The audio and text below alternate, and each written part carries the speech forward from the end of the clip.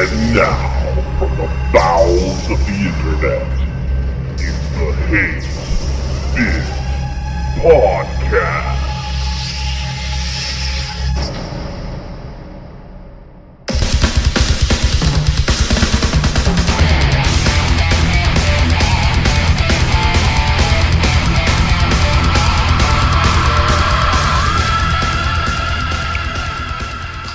Hater Nation, the Hate-Bit Podcast is on the air. I am Yell Chaos. Joining me as always, Alpha Omega Sin. 80s action movies are the best. There's no denying that. Kung Fu Grip Sainted Magnus. Hello. And the Destroyer of Senses as well as buttocks, Razor Fist. Go ahead. I don't shop here. And welcome to our show. We're happy you're here with us. You know what? I'm quite displeased. You know what? I might have to agree with him, actually. You know what? We're going to open it up right now with a great big discussion. I don't know how great big it'll be, but we're going to do it anyway. Alpha Omega Sin was very insistent upon it, so we're going to go ahead with what we're calling the San Diego Comic-Con 2012 Damage Report. And Alpha Omega Sin is really excited about some games that were talked about, and he's going to tell you right now. Alpha Omega Sin. Games and movies. Oh my gosh, yes. Comic-Con, it's a big fucking deal. And they showed off a Deadpool game. I talked about a long time ago on one random ass video. Far away. Yeah, in a super awesome galaxy, too, of the potential of a Deadpool game. And Activision, which, you know, be it that it has to come from them, unfortunately. But this honestly looks like it could be really badass from the trailer that I saw. And I'm pretty happy because it's got all the tongue-in-cheek humor, over-the-top fucking gameplay. And, yeah, I'm just happy about that. And I know a certain other individual. See, that certain other individual is right there. Okay, I know I'm going to sound like a shrieking Daredevil fanboy, but Yes, that's you only do. because I fucking am. Marvel, I want you to listen up, okay? Listen close. Deadpool gets a game, but Daredevil gets one half-finished PS2 title that promptly gets goddamn canceled the moment it's in danger of actually being fucking released. All right, that's fair. When they're thinking up characters to shoehorn into Marvel vs. Capcom 3, God, should we throw Daredevil in there? Nah, let's throw Deadpool in there. Sure, his comic sells exactly 12 copies every month, one to every member of the Casada family, but gosh, does he have funny quips. I mean, Deadpool? Seriously? Deadpool. What's the matter, assholes? Rocket Raccoon's day planner was filled, Marrow was on the rag, what the fuck? He's a Rob Liefeld character. I have Rocket Raccoon #1 sitting across the room from me. Don't you dare bring Rocket Raccoon into this. He's a Rob Liefeld character. He's a Paste Pot Pete, Jubilee, and Howard the Duck all need video games before bad 90s characters like Deadpool can stand in line. Oh, but Razorfist, he's so wry and he's so self-aware. He makes pop culture references. Like, I don't give a fuck how much. He breaks the fourth wall. Okay, let's pin a medal on his chest. Spider-Man breaks the fourth wall all the time, and he has the added benefit of not having been invented by Rob fucking Liefeld. The man who thinks people's biceps have biceps. All right, the man who couldn't draw a human foot with a fucking... He couldn't draw a foot with a light box, tracing paper, and written instructions. You know, the fact that you're bringing up biceps on top of biceps, I think you're stepping on the toes of all the Popeye fans out there, and they're going to come gunning for you real soon. Yeah, dude, there's motherfucking spinach ready, and we got some Bluto fans out there who are just like, harumph, harumph. Well, I don't know. I think we've got 3 in this podcast already. I know, right? So I'm just throwing this out there. We're sporting their beards. I'm just planting seeds here, all right? I'm planting seeds. And so I Just do have to wait till concur. they beat you with the trees. I completely agree. Daredevil game would be fucking awesome because, quite frankly, if you have played I don't know, any open world game. Just imagine running around as fucking Daredevil. And if we're gonna do that, please also make it a Nightwing crossover. I don't know how the fuck you could do that legally, but just make it happen. And it has to be the great fuck off. We had talked about this earlier, where both of them are going to run around and try to fuck the most chicks and score the most points. Because it'll be the game will be set entirely inside of a single bar, and they'll just be sitting there hitting on chicks all night. And at the end, you tally up who won, and congratulations, you win the game. It's Yeah, you Leisure win the Suit Facebook. Superheroes, isn't it? Yeah, achievement unlocked. You got the clap. yeah, Yay. You got Super VD. yeah, a mutant VD is nothing to fucking scoff at. You don't know what it could turn into or what kind of things it could actually give you the ability to do. If it gives you a fucking like lightsaber dick, then you pretty much won. If you got something bad, then whatever. I don't know. Makes This you is talk. this is why I'm very. This is why in real life I'm very prude. All right. I don't want to wake up one morning and have an arc of blue electricity connecting my nipples. No, you'd much rather have a nipple chain. Or two Yeah. other things. Or two other things. Yes, Bruce on one side and Bob on the Oh. other. Here, okay, while we're on the subject of Comic-Con, and besides the Deadpool game, I am excited about that. They also started showing off some other stuff, such as the fact that they're making another Godzilla movie. Oh, God, And- no. Hey, do not say that. Godzilla Final Wars was fucking amazing. As long, no, I'm just wait, saying, wait, as long as it's wait, not is the Toho making it? 1998 one that the Americans made. That's the thing. That's the issue I was going to bring up right now. I was excited that they are making a Godzilla movie until I saw this has nothing to do with fucking Toho. Toho, for everybody out there, Oh, Toho is who made Godzilla. If Toho is not making Godzilla, it's bad. And I don't want to hear any of you motherfuckers type into fucking comment section with your fucking sausage fingers fucking stumping along, making your sense saying, well, that movie was good. No, it wasn't. It was a fucking train wreck. It was They call it Matthew Broderick. American Godzilla. That right there gives you a fucking indication that's a piece of shit. Hold Okay? on, I don't know. folks. The name on the cover, Matthew Broderick, could have been a dead giveaway. Priorities, don't- guys. oh, God. No, I forgot about that. Damn it. He's not Yeah, been did he right since fish? Ferris Bueller's fucking day off. No, Glory. He was in Glory. Come on. And War He He Games. was in Glory. Well, that's a damn fine picture. It is. Now, we have to keep our priorities straight, though, guys. Before we go any further, I think one of us has to go Godzilla! Godzilla! And Godzuki! Diddle-doo-doo. There we go. You've just done it. Had to be done. I like that you put it in the that part genuinely made me happy because that shows you we are trying to be genuine and thorough whenever we're doing impressions of anything. Yeah, and from now on, we cannot call him Godzilla. We have to refer to him only as Godzilla. Somebody turn off Godzilla? their cell phone. How dare you have your cell phone on during a podcast recording? My cell phone's dead and I have no fucking friends, so it never rings. Okay. No, that was me. Bitches be blowing up my phone. Sorry about that. You fucking whore. Hey, hey, hey, hey, hey, hey, hey, hey. Don't be hating. That's just a day in the life, yo. We are the We are the Hate-Bit podcast. We're allowed to Let's hate. see. No, One thing I am Scary, actually. That's true. That's very true. one thing I'm super excited about, but also kind of saddened by, is they are going to be showing off trailers for Man of Steel during The Dark Knight Rises. The downside to this is that Is that Batman. Superman? Well, honestly, I think it could potentially be good this time around. I don't want to think about the last one because that one was anyhow.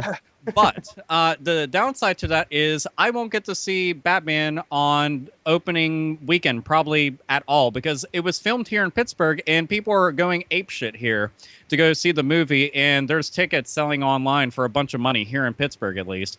So it kind of fucking sucks. I won't be able to see it, but hopefully Monday when people don't go see movies, I'll see it. But yeah, I'm pretty excited to see it. And people at Comic-Con have been, pretty much positive about the little mini trailer they got to see. So huzzah. And he'll actually be fighting super powered people and not just regular jackoffs with guns, boring the living shit out of us. So that right there just gives me some kind of glint of fucking hope. So hooray.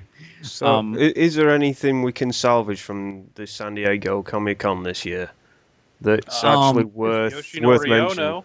Well, hey, they're making an Ant-Man movie, and I never saw that one coming. So Ant-Man. paint me surprised. It sounds like they're clawing for ideas now. Well, at least they're not making. I mean, come on. At least there's not going to be a Daredevil game. At least they're making sure that's not going to happen. Yeah, at least they're making sure They've that's got their never gonna priorities happen. straight. They're on the prowl. Or if maybe they should reboot Daredevil and actually give him a fucking decent actor instead of Ben Affleck. They are rebooting it. It's going to be based on one of the best Daredevil comics ever made, Born Again. Ooh. Frank Miller comic from the 80s. It's really, really good, but I don't know if the movie will be good. We'll see. To be quite honest, anything Frank Miller is a win for me. Well, it's the movie. Here's the thing. Daredevil comics are consistently better than Batman comics. But, so in my opinion, Daredevil deserves a movie as good or better than the Batman movies. But it's like Marvel doesn't have the confidence to do that. They tried to turn the first movie into like a Valentine's Day, go see it with your girlfriend kind of movie. Mm.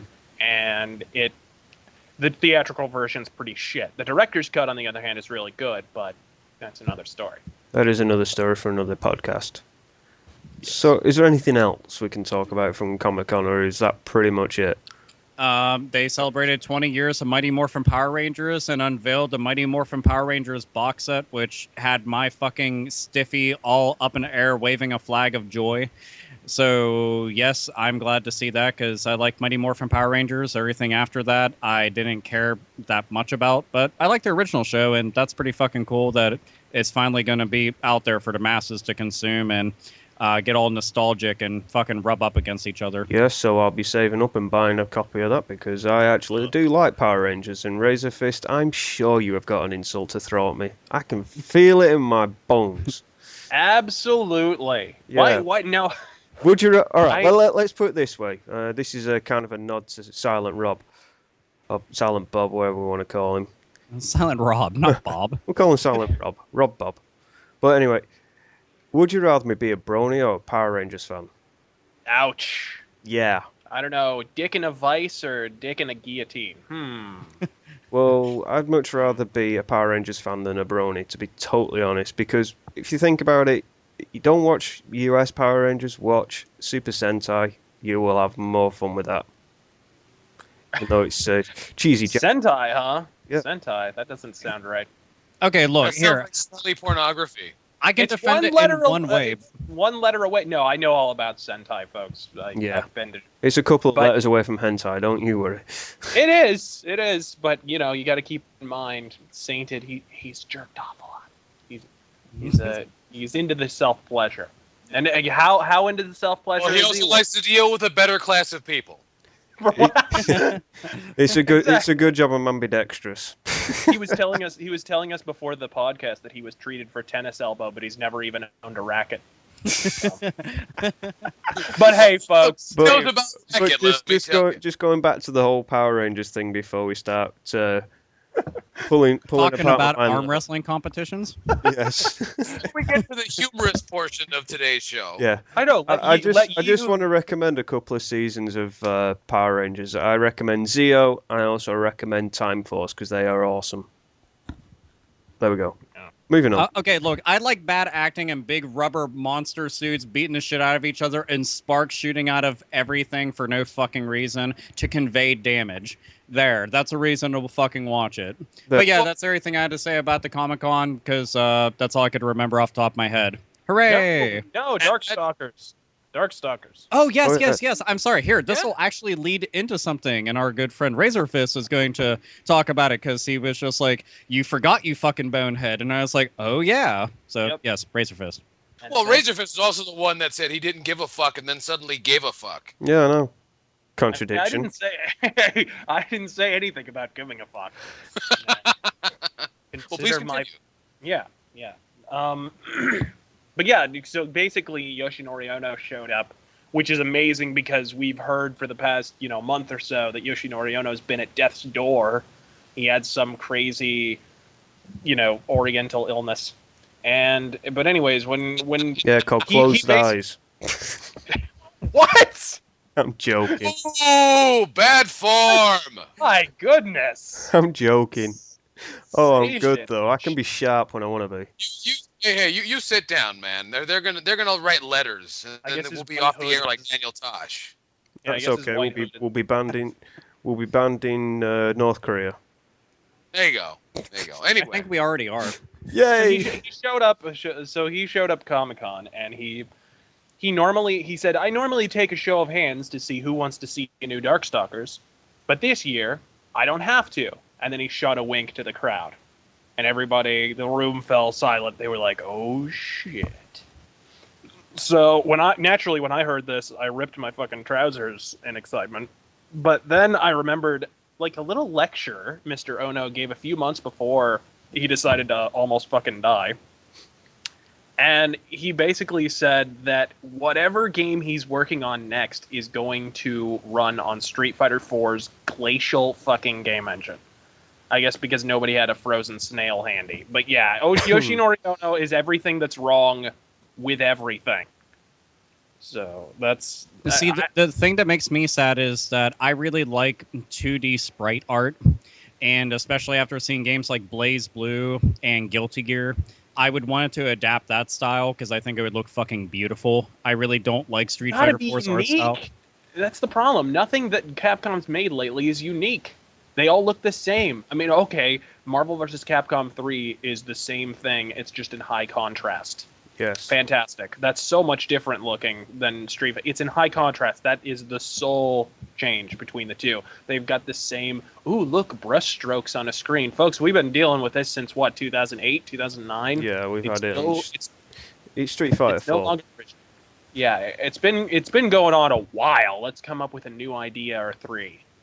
Well, it is nice that it's coming this far because I remember a while ago, and some of the bigger folks at Capcom had went and dropped this little bomb. They were like, "Yeah, Darkstalkers, if you want that, we have a petition that you can sign, and it needs like 700,000 petition signs." And I was just like, "That's absurd."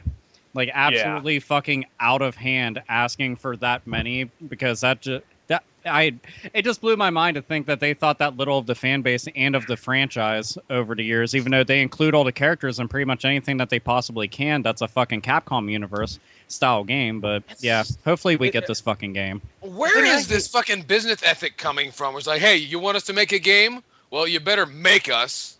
Yeah, it's like put a gun to our head. I mean, for a guy like Yoshinori Ono to somehow manage to make the Japanese industry look even worse in fucking 2012. Serious, you either have to be a necromancer or Yoshinori fucking Ono. There's no two ways about it. This guy, I can't stand how slow this game is. I ranted at length about this in my Street Fighter 4 review and my Super Shameless Street Fighter 4 plug. review. But they're so slow. You play Street Fighter Alpha 3 and then play Street Fighter 4 back to back, and you're just like, what the fuck happened? I agree. I totally agree because I play a lot of fighting games in terms of the 2D variety, and I do actually enjoy Super Street Fighter 4, but Alpha 3 is my favourite. I played that on the PlayStation 3 recently, and it was smooth. You know, It's a great game. it's a great game. It's got a great fighting system. It's got a great number of characters. It's pretty well balanced, and the World Tour mode is just fantastic. You put in Street Fighter 4 or Super Street Fighter 4 now, it is so much slower. It just feels slower. You try and do a Hurricane Kick with Ryu, for example. It just feels slower. And it's down to Yoshinori Ono's basically admitted this in interviews. He wanted to reach that proverbial wider audience. And that's all there is to it. Oh, we don't want to alienate people by having the game too fast. It's like, well, since when do reflexes have anything to do with the size of your audience? Beyond pretty that, sure- I've never heard a fighting game fan ever say, "Man, I enjoy the slower paced gameplay." Well, I mean, you can enjoy more tactical gameplay, but you can do that without losing the speed. Street Fighter Alpha 3 is a very tactical game, but it's still very fast. Yeah. So, and a lot of games are that way. Capcom versus SNK 2 is a pretty fast game. I But- totally agree with that. Well, it sounds like that's going to do it for the San Diego Comic-Con damage report. Yeah. And believe me, we feel very damaged. Yes. My ear. But anyway, trousers. hopefully we'll have something nice to say about it next year. But did you notice that the coverage on Comic-Con was awe-inspiring? Was there nothing else going on this week anywhere in the world? No, not really. It's summertime. You could have killed the president of Nicaragua and never would be San Diego Comic-Con. I'm getting tired of how San Diego Comic-Con isn't San Diego Comic-Con. It's like a big media festival now. It's like, hey, Yeah, that's did you hear all about the it is. movies announced at Comic-Con? It's like, what about the comics announced at Comic? Like, the comic book panels are smaller than the movie panels. Yeah. It's Well, amazing. yeah, Like, because it's if a you're great- like me and you're actually into comics and you go to Newsarama all the time, there's more coverage of the movies and video games than there is of the comic books. Yeah. Jesus fucking Christ. Well, It's a big... don't forget, it started back in the pages of Wizard magazine a long time ago. Yeah. Well, that was a Yeah. long time ago. That was a long time ago, so fuck those people, but they're long gone, so we don't care. Anyway, it's that time of the podcast where we're going to move right into the mailbag. And if you have Placenta. Placenta. If you have questions right for us in the female bag, you can drop us a line at hatebitpodcast@gmail.com. Don't forget to like us on Facebook. There's a link down there below. It's facebook.com/hatebitpodcast. And if you don't have a Facebook account, whatever. And also, and, even if you don't want to subscribe, just drop us a line down below. Hey, you guys are a bunch of fags. Whatever. No big deal. We will ignore you or kill you. So the choice is yours. Joseph Williams at gmail.com, and he says, "Let's get ready to hate." He says, "I have a question," and then there's a question mark. So I don't know if he's asking already, but who knows? He says, "Me and my friend argue all the time about retro gaming." He says, quote, "If you don't grow up with the games, you wouldn't like it." For example, his argument is if you take Mario Galaxy and put it next to Super Mario World in the 1990s, nobody would even touch Super Mario World. He says, "I disagree with this because my favorite RPG is Persona 1, while his is Final Fantasy, who gives a shit." He then says, it quite literally says, "Who gives a shit?" I'm not even covering that up. He then says, quote, "If it was so good, Persona 1 would have sold like Final Fantasy." He then goes on to say, "Short of punching him in the face, I just thought it was dumb but interesting. I would like to just on all retro you have to games. Oh, I'm sorry. Continue said- your story. I would like to know your opinions on if retro games is truly good or is it just nostalgia goggles." Now, raise your fist, please. Come on. Well, simply put, I mean, in that case, it's a very specific case. Final Fantasy, at least from Final Fantasy VII on, I've said it before, I'll say it 1,000 more times. Final Fantasy VII is not that good a fucking game. Okay, on its best possible day, it's really mediocre. But what it is, what it was in 1997 was a triumph of marketing.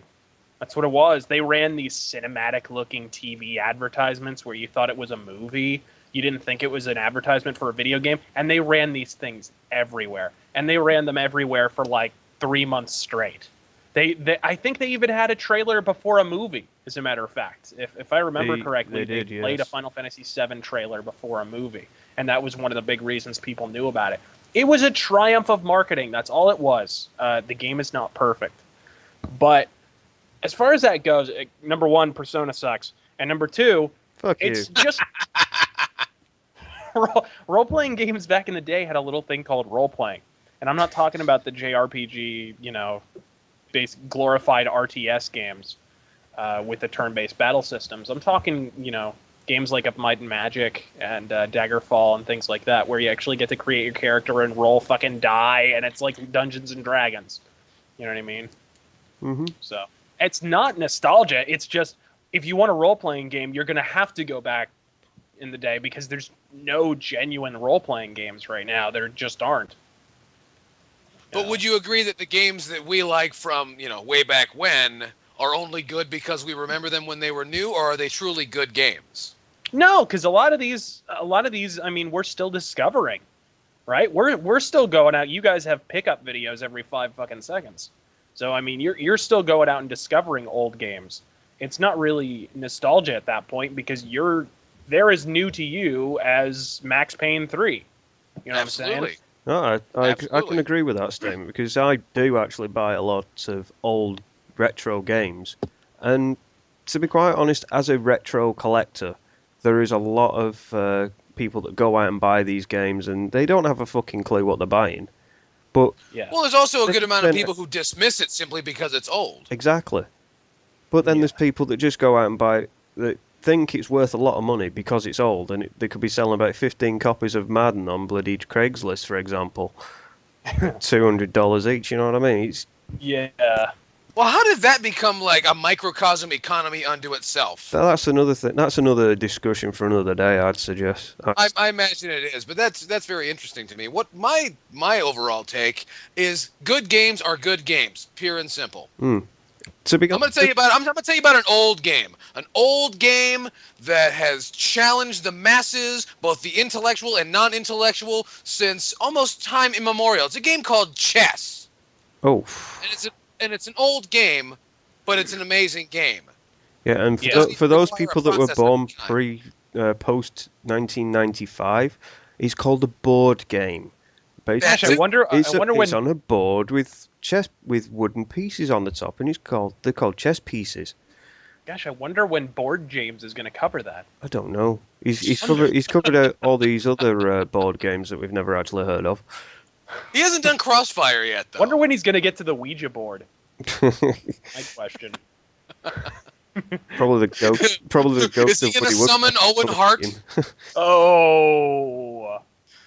Wait a minute, that's an idea. You know what? There might be a Hate-Bit podcast special where we summon Owen Hart. Oh.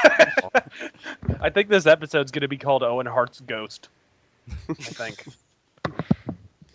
By Owen Hart's Ghost. Anyway, that's so in my opinion, and I want to hear from Alpha Omegason, but my opinion is good games are good games. Yeah. Yes. Alpha Omegason, what do you think, man? I can give one little thing to everybody out there. If you really think that's just nostalgia goggles, I've presented tons of games to people younger than me, just saying, hey, check this out. And they fucking love the shit out of it. I've played games from before I was born and loved the shit out of them. And, Razorfist had talked about, we do pick up videos and everything, and we still go out and we find old games. I never played Shining Wisdom on the Saturn. I'm playing that right now. Game's fucking awesome. I just found a game called Bloody Wolf I was talking about before the podcast for TurboGrafx 16. The game's amazing. I never heard about it. Never heard anybody talk about it. If you look at games based on when they came out or the fucking hardware that's on or bullshit like that, you're missing the point. It's entertainment. It's just meant to have fun and fucking amuse you. Same thing with movies. Are you going to not want to watch a movie because it's old? That wouldn't make any fucking sense. Same thing with music. Same thing with books. Get your fucking heads out of your asses if you actually have that kind of thought process that something is old and the only way you can like it is because you were alive back then. That's just idiotic. That's a silly statement altogether, to be honest. It's like, I grew up with bloody Sega Mega Drive in my hand. You most likely grew up with a Super Nintendo or an NES controller in your hands. It's not the whole nostalgia thing. It's the fact that half the games that we loved, were what were given to us at that time. So now, as adults, we can find these games for cheap and try these games, and if we don't like them, we don't like them. If we like them, we'll keep them in our collections. But that's the way I see it. You also have to consider the fact that video games are a product of the time in which they were developed. Yes. You know what I mean? They are. I will unequivocally state that older games are better than newer games, and it's a result of market forces. It's a result of industry trends, because in 1996, you could release a game that only sold 500,000 copies, and because developmental costs were so low, that was a success, and you could make a considerable profit off that. You can't do that anymore. So you have to appeal to the lowest common denominator, and that's how you end up with companies like EA and Activision, whose products appeal to the algae in the gene pool. You know what I mean? Yeah. Oh, I agree. Yeah, I mean, they went to the bottom of the barrel and found out if you lift up the barrel, that's the target audience. What's odd about it, though, is that's one of the reasons why I've actually, really got into handheld gaming, is because on Game Boy Advance, on Nintendo DS, and on the PSP, there's tons of exclusive titles that appeal to me in a great big way that if you put on a console, wouldn't sell worth a shit, would have been way more expensive for them to have on the console and to develop, and would have been considered a fucking joke. And I think that's a damn shame. You shouldn't be looking at games because of what numbers it had. Just because units that it fucking sold doesn't make the game more fun. Doesn't it, you know? I've gone through this song and dance time and again, and I'll continue to do until I beat into somebody's fucking skull with my bare fucking fist. If you seriously, to fucking God, think that something is cool because everybody thinks it's awesome, you're an idiot. You're a flat out fucking idiot because there's a bunch of popular shit that I can't stand whatsoever. And there's some unpopular shit I can't stand whatsoever either. It's just a matter of fucking taste. Fucking people, man. You mean you don't like the Snuggie? Yeah, dude, the Snuggie is ridiculous. That thing, every time I see it, I just assume that those people are naked under there, really sweaty, and smell like shit. I call it it looks like a Jedi robe to me. Am I crazy? Not whenever you see the ones with all those weird designs on them. It's like, this one looks like it's bricks. Look how much more expensive it is than an ordinary blanket. It's like, they made a blanket and they cut a fucking hole in it and you paid extra for a hole. Yeah. And sleeves. Don't forget that bit. Dude, it's a fucking I forgot about the sleeves model, yes. Yeah. It's Anyway, a soft teepee. There is one thing I want to say about that, though. Sleepover materials. There is one thing I want to say about that Snuggie. What's that? If you stand up, you're going to fall over. You can just imagine how many people have face planted the floor just by standing up with one of them things to answer the phone. Imagine, right? Anyway, we got another piece of mail to go through here. This next piece comes to us on our Facebook page, and if I didn't, I'm pretty sure I plugged the Facebook already. Yes, you I had have. to clean it. So yeah, check us out there, and you can leave questions, and we can answer them, and we can totally ridicule you in front of all your friends. It's great. And watch some Peter Pans. This next piece comes from Christian Ralph, who's a comment. Very often he provides us things, both in the network of hate and so on. And Christian says, "Hey guys," he puts a smiley face. He says, "What are your thoughts on the Tekken series? Do you like it or not? If so, who's your favorite character, and which Tekken is your favorite?" Sorry to ramble on you guys. He was mentioning Lost Odyssey a couple of podcasts back, and I decided to go and buy it, and fuck me, that game is amazing. I'd like to thank you guys for that. Keep it metal, and then he gives us the devil horns there. The Tekken series, what do we think? I like the first three, and that's kind of where I gave up. Tekken's dead to me. I would go Tekken 5, personally. I think that was kind of the last moment. 6 was ass. You like 5. 5 is good. 5 is before 6. Stop being good at 3. What? It stopped being good at 3 as far as I'm concerned. I strongly disagree. I think 5 was good. I think 5 combined what was good about the old games with a little bit more polish that the series did need at that point. Because they gave you the 3 arcade games from the original, from the PlayStation 1 days. Which was nice. Which was a nice addition, don't get me wrong, but to be quite honest, Tekken 3 was basically the pinnacle for me. Can't top Tekken 2, though. No, I don't really care for the older ones, actually. They're like a shittier version of Virtua Fighter, in my opinion. And Tekken, as the series went on, it got nice and polished. Then on Tekken 6, it polished itself right off a fucking cliff. It was that slippy. It went wee. Yeah. Shine it up real nice. Turn that sumbitch sideways and stick it straight up your candy ass. Yeah. But yeah, Alpha Omegason, what do you think? Tekken. I haven't really played much of Tekken since 5. Razor Fist actually just mentioned it. That was the last Tekken that I played. I've been looking at Tekken Tag Tournament too, which is... It looks interesting because I like Tekken Tag Tournament. It was also one of the only PlayStation 2 games I gave a shit about because, they had, a whopping like 4 or 5 when it launched. But it would... In general, I don't know, man. I haven't really been to fighting games as much as I used to because I don't really have too many people around my area that play them as much anymore. So I don't know. I might check out the new one. And also, favorite character, Brian Fury. Yes, Brian. Just throwing that out there. I'll say my favorite is King, and I like the first 3 Tekkens very much, but I cannot stand to play a Tekken game in an arcade cabinet for some reason. Every time I've seen, I think Tekken 6 I saw in the arcade. And I have good memories of that. I had a friend who was just a god at Tekken Tag Tournament. Uh-huh. And I would just sick him on people at the arcade. I'd be like, dude, go play Tekken Tag. And whoever was sitting there playing, he would just go there and jungle their ass, and he'd be running the machine then for the next, 3 hours, and it was godlike. But I love how you could do that in arcade. Just like, yeah, I'm king shit. What? exactly. That's something you can never duplicate with online. Or the Never, arcade. never, ever. It's why the arcade needs to not go away completely.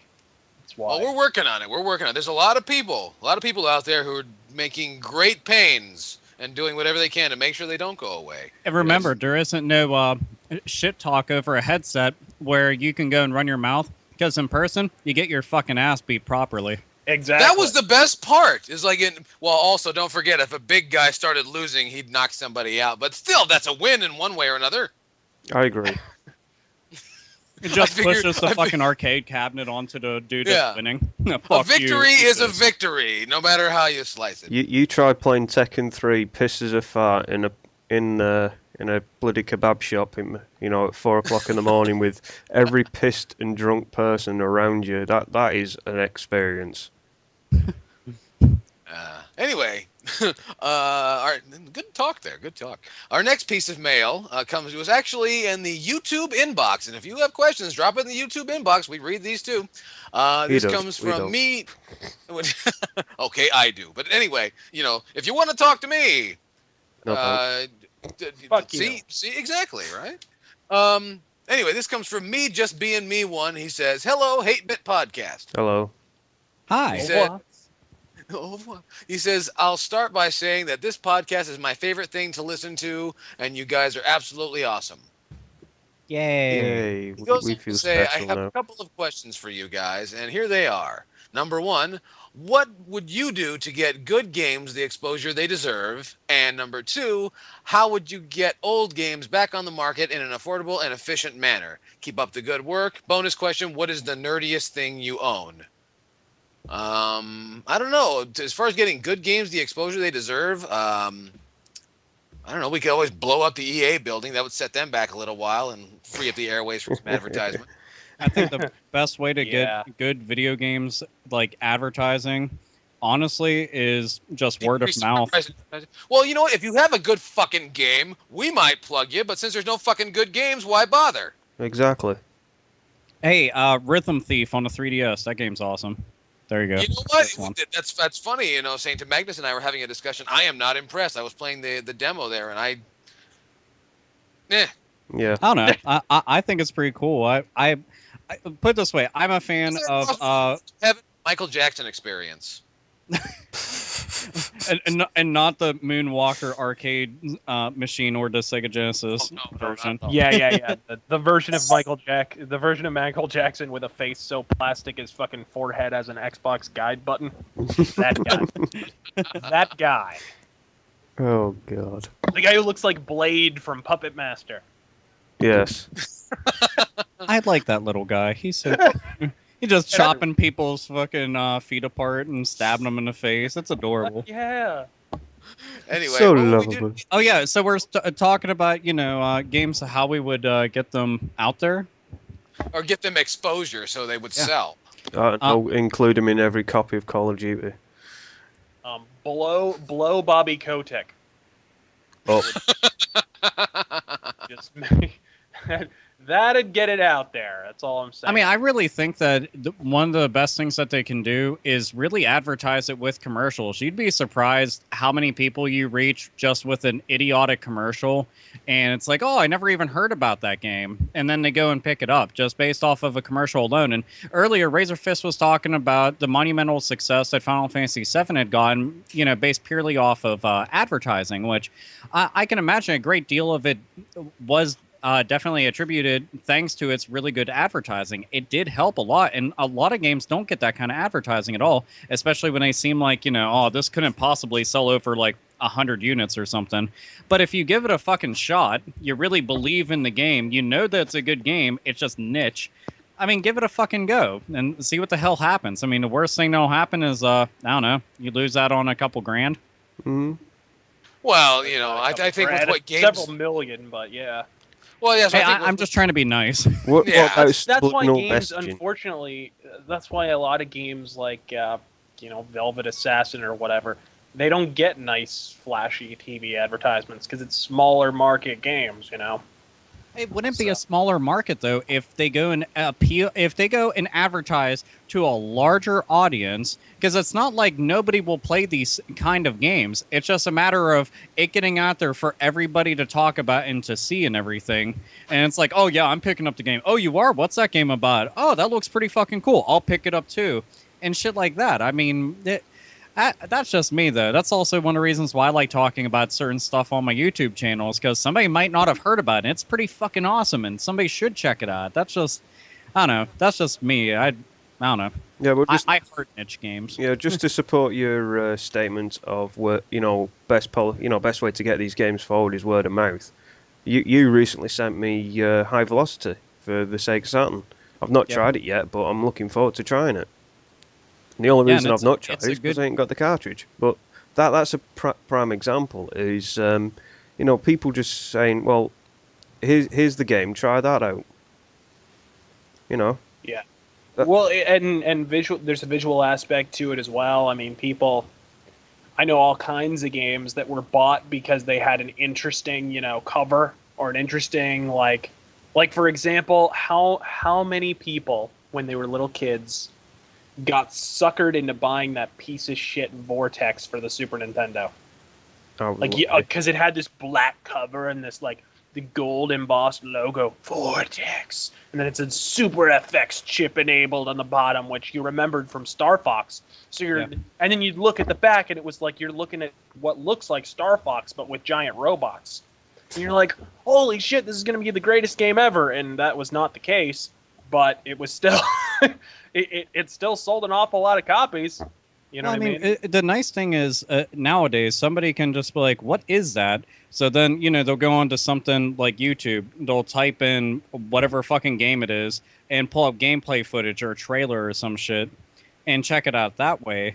And I mean, just thinking about it, there's so many easy ways to go and promote your shit nowadays with the internet. I mean, you can make pages, you can make websites, you can make Facebook pages, you can make YouTube pages just dedicated to one single game, and then tell people about it. And it basically will start cycling. Throw in fucking, I don't know, Twitter on top of that. And if the company's really behind it, they tell people, video game websites get a hold of it and the message boards start blowing up about it. It's really easy advertising that costs almost nothing. I know that I was talking about commercials and everything, and that would be really cool because it's pretty much, the easiest form of fucking advertising. But this is advertising that's borderline free. Well, also don't forget what you really could do. To put a television commercial on the TV to advertise your game, you're talking about a $1 million investment just to get through licensing fees and all the bullshit that's involved in getting on national television. Or you could take that same $1 million and pay, 100,000 users on YouTube to talk about your game, and you'd have much better results. Agreed. You would, but I mean that's something. Because people who watch TV, what are you gonna put this on during? I don't know what television shows are on now, but you put it on during Desperate Housewives. You think those people care? No, go to where the people are. Yeah. No, I can agree with that. I think that the old tactics have kind of worn themselves out, and I don't know why that's such a fucking mystery. And free shit's another way of doing it. Yeah, giving out some free shit. In fact, take half of your initial investment and give out some free shit. Oh, and how about this? A demo. For God's sake, always make a fucking demo available of your game, because they don't do that anymore, do they? They just say, "Hey, we're making a game. Fucking buy it." Yeah, exactly. Dude, there's so many times I've gone online and I was just like, I wonder if they have a demo available of such and such game, and it's not there. I'm like, well, fuck all. If you had one there you go. That's an easy way for people to be able to check it out and be like, hey, this is pretty decent. And there's the argument, well, we put out a trailer. It's like, well, that's good. Did you make a movie? No. Then it seems like we appear to be at an impasse. Yeah. Anyway, and before we go, what is the nerdiest thing we own? Alpha Omega Sin? Of course I'm first. If anybody remembers these from the 80s, they were called Pillow Pals. Oh. I own a Super Mario Pillow Pal. That is borderline like insane / awesome. Wait, hold on. And I have the Batman bed sheets. Okay. And he still And here's the uses them. thing: there's definitely been a lot of baby gravy on those. Oh. Ew. Hey, man, that kind of thing happens. Hey, it's either That was a on the sarcastic lady comment. or it's on the bed sheets. The bed sheets can get washed. The lady gets angry. So, Well, apparently you got the wrong kind of lady, man. well, it's you got to be nice about it sometimes. Sounds like you got a lame bitch, man. I've seen movies. Chicks love that shit. They like rub it on themselves and so Yeah, on. she's supposed to slurp that up like Yeah, and then Hey, Hey, and on a those cow udder. ladies get paid to do that, though. I know. Well, dude, I mean, girls are stupid. You could make that happen. I believe in you. You're gonna get a shot if you call them stupid, you know. Oh, well, I've already done it. See, I think the problem is I Can't think take I'm it being back too- now. You could apologize. I'm sorry. It's a force of habit. Okay. I mean, women keep being stupid, so I have to point it out. Well, it's not our fault. You're a sexist pig. Yeah. Well, I got called a misogynist. I'm like, I'm not a misogynist. I'm a chauvinist. The dumber people will just assume you like giving massages. Yes. But I could go along with that. But if I say I'm a chauvinist, that means I drive a limo, right? Yeah, exactly. A chauvinist. No, it's a Do you make chauffeur. good money doing that? Oh Like, wow! I sure do. You wear a black hat. Anyway, Sainted, what's the nerdiest thing you own? Ooh, where do I start? Dragon Ball Well, Z just give me one. Give me figures, one. Dragon Ball Z DVDs, Ugh. Dragon Ball Z games. Did you trip and fall into the year 1997? I haven't finished yet. Sonic the Hedgehog plushies. I've got What's your favorite nerdy thing? my favorite nerdy thing. Very favorite nerdy thing that you can see in the room right now. My regurgitating Piccolo statue. Yeah. Oh yeah, I remember that thing. That was really fucking cool looking. I know, it's awesome. Fun little factoid. Piccolo's voice actor in Dragon Ball Z is also the voice of Alex Denton in Deus Ex Invisible War. Yes, Christopher little- Sabat. Now wrap your minds around that, folks. Christopher Sabat pretty much does every voice for fucking Dragon Ball at the moment and Dragon Ball Z. What is Yeah. he? Yamcha, he's Piccolo, he's Yeah, well, it Vegeta. sounds like he downed a 12-pack of Ambien in Deus Ex Invisible War. So. Yeah. That's very true. Okay, Well, then. Razor Yellow Fist, what Chaos. do you own that's so I nerdy? was going to say to you, Yellow Chaos, your turn. Well, I want to hear Razor Fist because he's a bit of here, just talking some bullshit. I want to see what's on his shelf. Well, I'm not gonna say anything that I own, but I do have something far more nerdy than anything that's just been itemized here, and I created it myself. What's that? The wall behind me and the domicile where I record my episodes. You see a lot of posters there. Well, those posters are covering up a massive Star Wars mural that I painted of a fucking X-wing shooting Vader's starfighter, and it glows in the dark, by the way. You fucking nerd.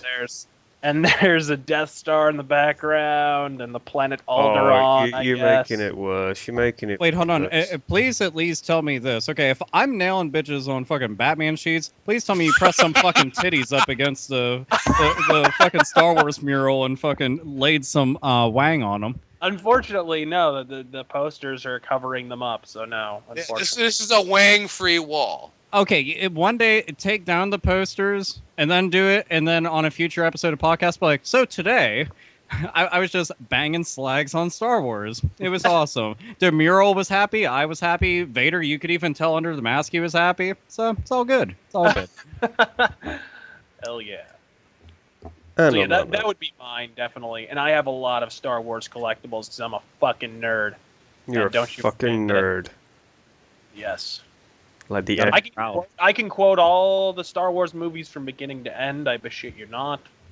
I can. It's a little bit absurd. Don't quote episode 1 and 2. Then All we'll three. be good.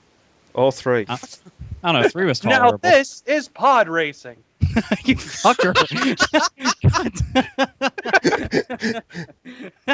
Oh god.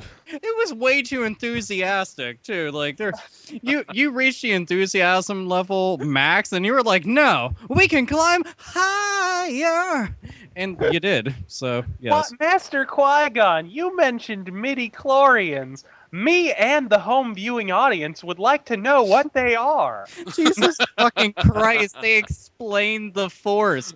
Why the fuck would you ever fucking explain it? You're not supposed. There's And just if you were going to explain the Force, why would you characterize it as an infection? yeah, it's the Force is kind of like an STD, but made of magic. Well, you see, it's you know AIDS. It's basically space AIDS.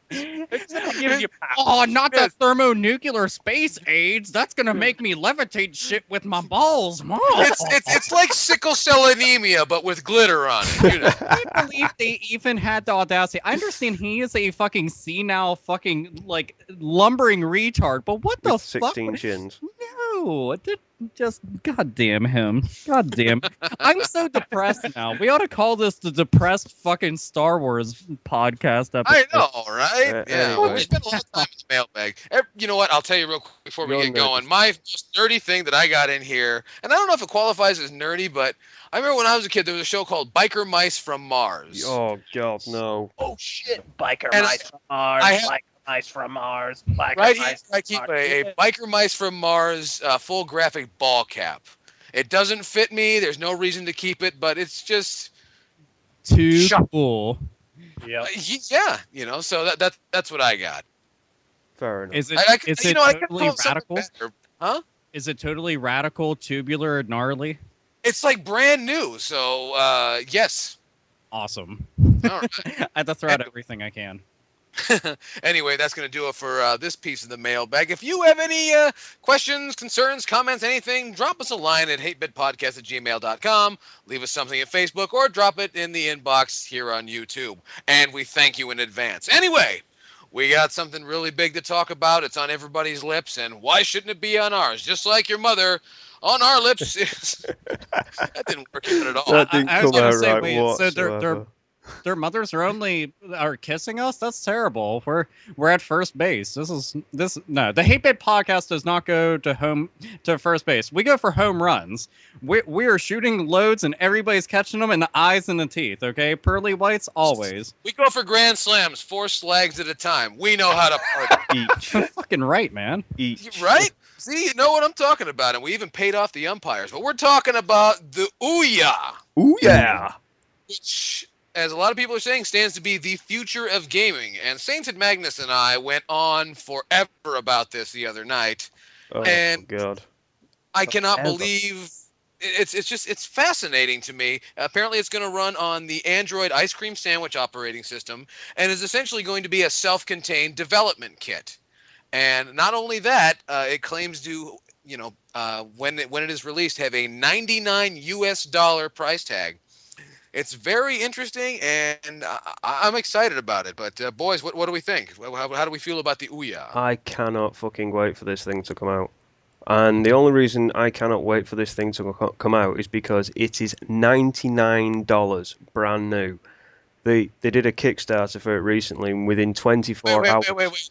Saints, I'll sell you some poop for $99. How about I that? know, You right? can fuck off. You just want it because it's $99? No, No, what are you no, excited I- about, man? Can I just get my Go point ahead, across? go ahead, Why it's please. so Go ahead. exciting? Because the whole thing, it's basically, it's a games console, pure and simple.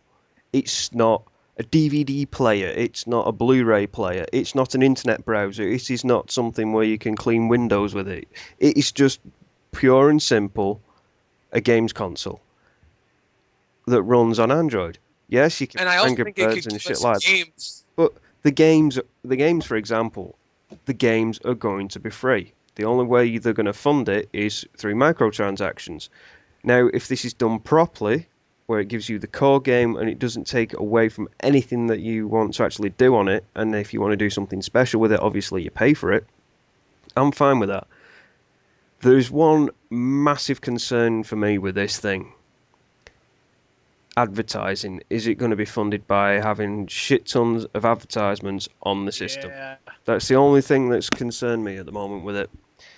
But some of the things that it's got, some of the features I like on it. It's got a quad-core processor, the Tegra 3 processor, whatever it's called. It's got 8 gigabytes of built-in storage, which is pretty cool. And it's also got a wireless gamepad, which is fashioned in a way around the Xbox 360 joypad. But it's also got a little touchscreen on it. I think it's about a 2.5, 3-inch touchscreen on it, which is actually quite interesting. So, fingers crossed that this is implemented properly. That's it. Oh, I'm sorry. I thought you had more. I think it's going to be a great thing. What I'm concerned about is the distribution of software. And, I got a little flack, actually, last week about how I came out against it being, the whole Kickstarter thing. I'm still fervently against Kickstarter programs. And there's a gentleman on that talks to us quite frequently on the Network of Hate, Mr. Thomas Varney. And he was telling me all these great things and how it can do this and how it can do that. And I'm all in favor of that. But my central argument against Kickstarters is I've always been against, and my inner libertarian refuses me to allow me to condone charity that benefits private enterprise. Outside of that, I think it could be a whole new realm of possibilities. And here's another good thing about it: it's not directly competing with Nintendo, Sony, or Xbox. They're just that basically is the great thing about it. They are making a games console because they want to make a games console. They want people to enjoy games, not enjoy the fact that they can check out what's going on Twitter, what's playing Gran Turismo 5, for example. Oh yeah, well I think that's one of the great things about it is it provides an alternative. Yeah. No longer are you a slave. And I think what's very intriguing about it is that there will be no licensing fees for the use of development kits and any of that stuff. This is can be kind of a game changer.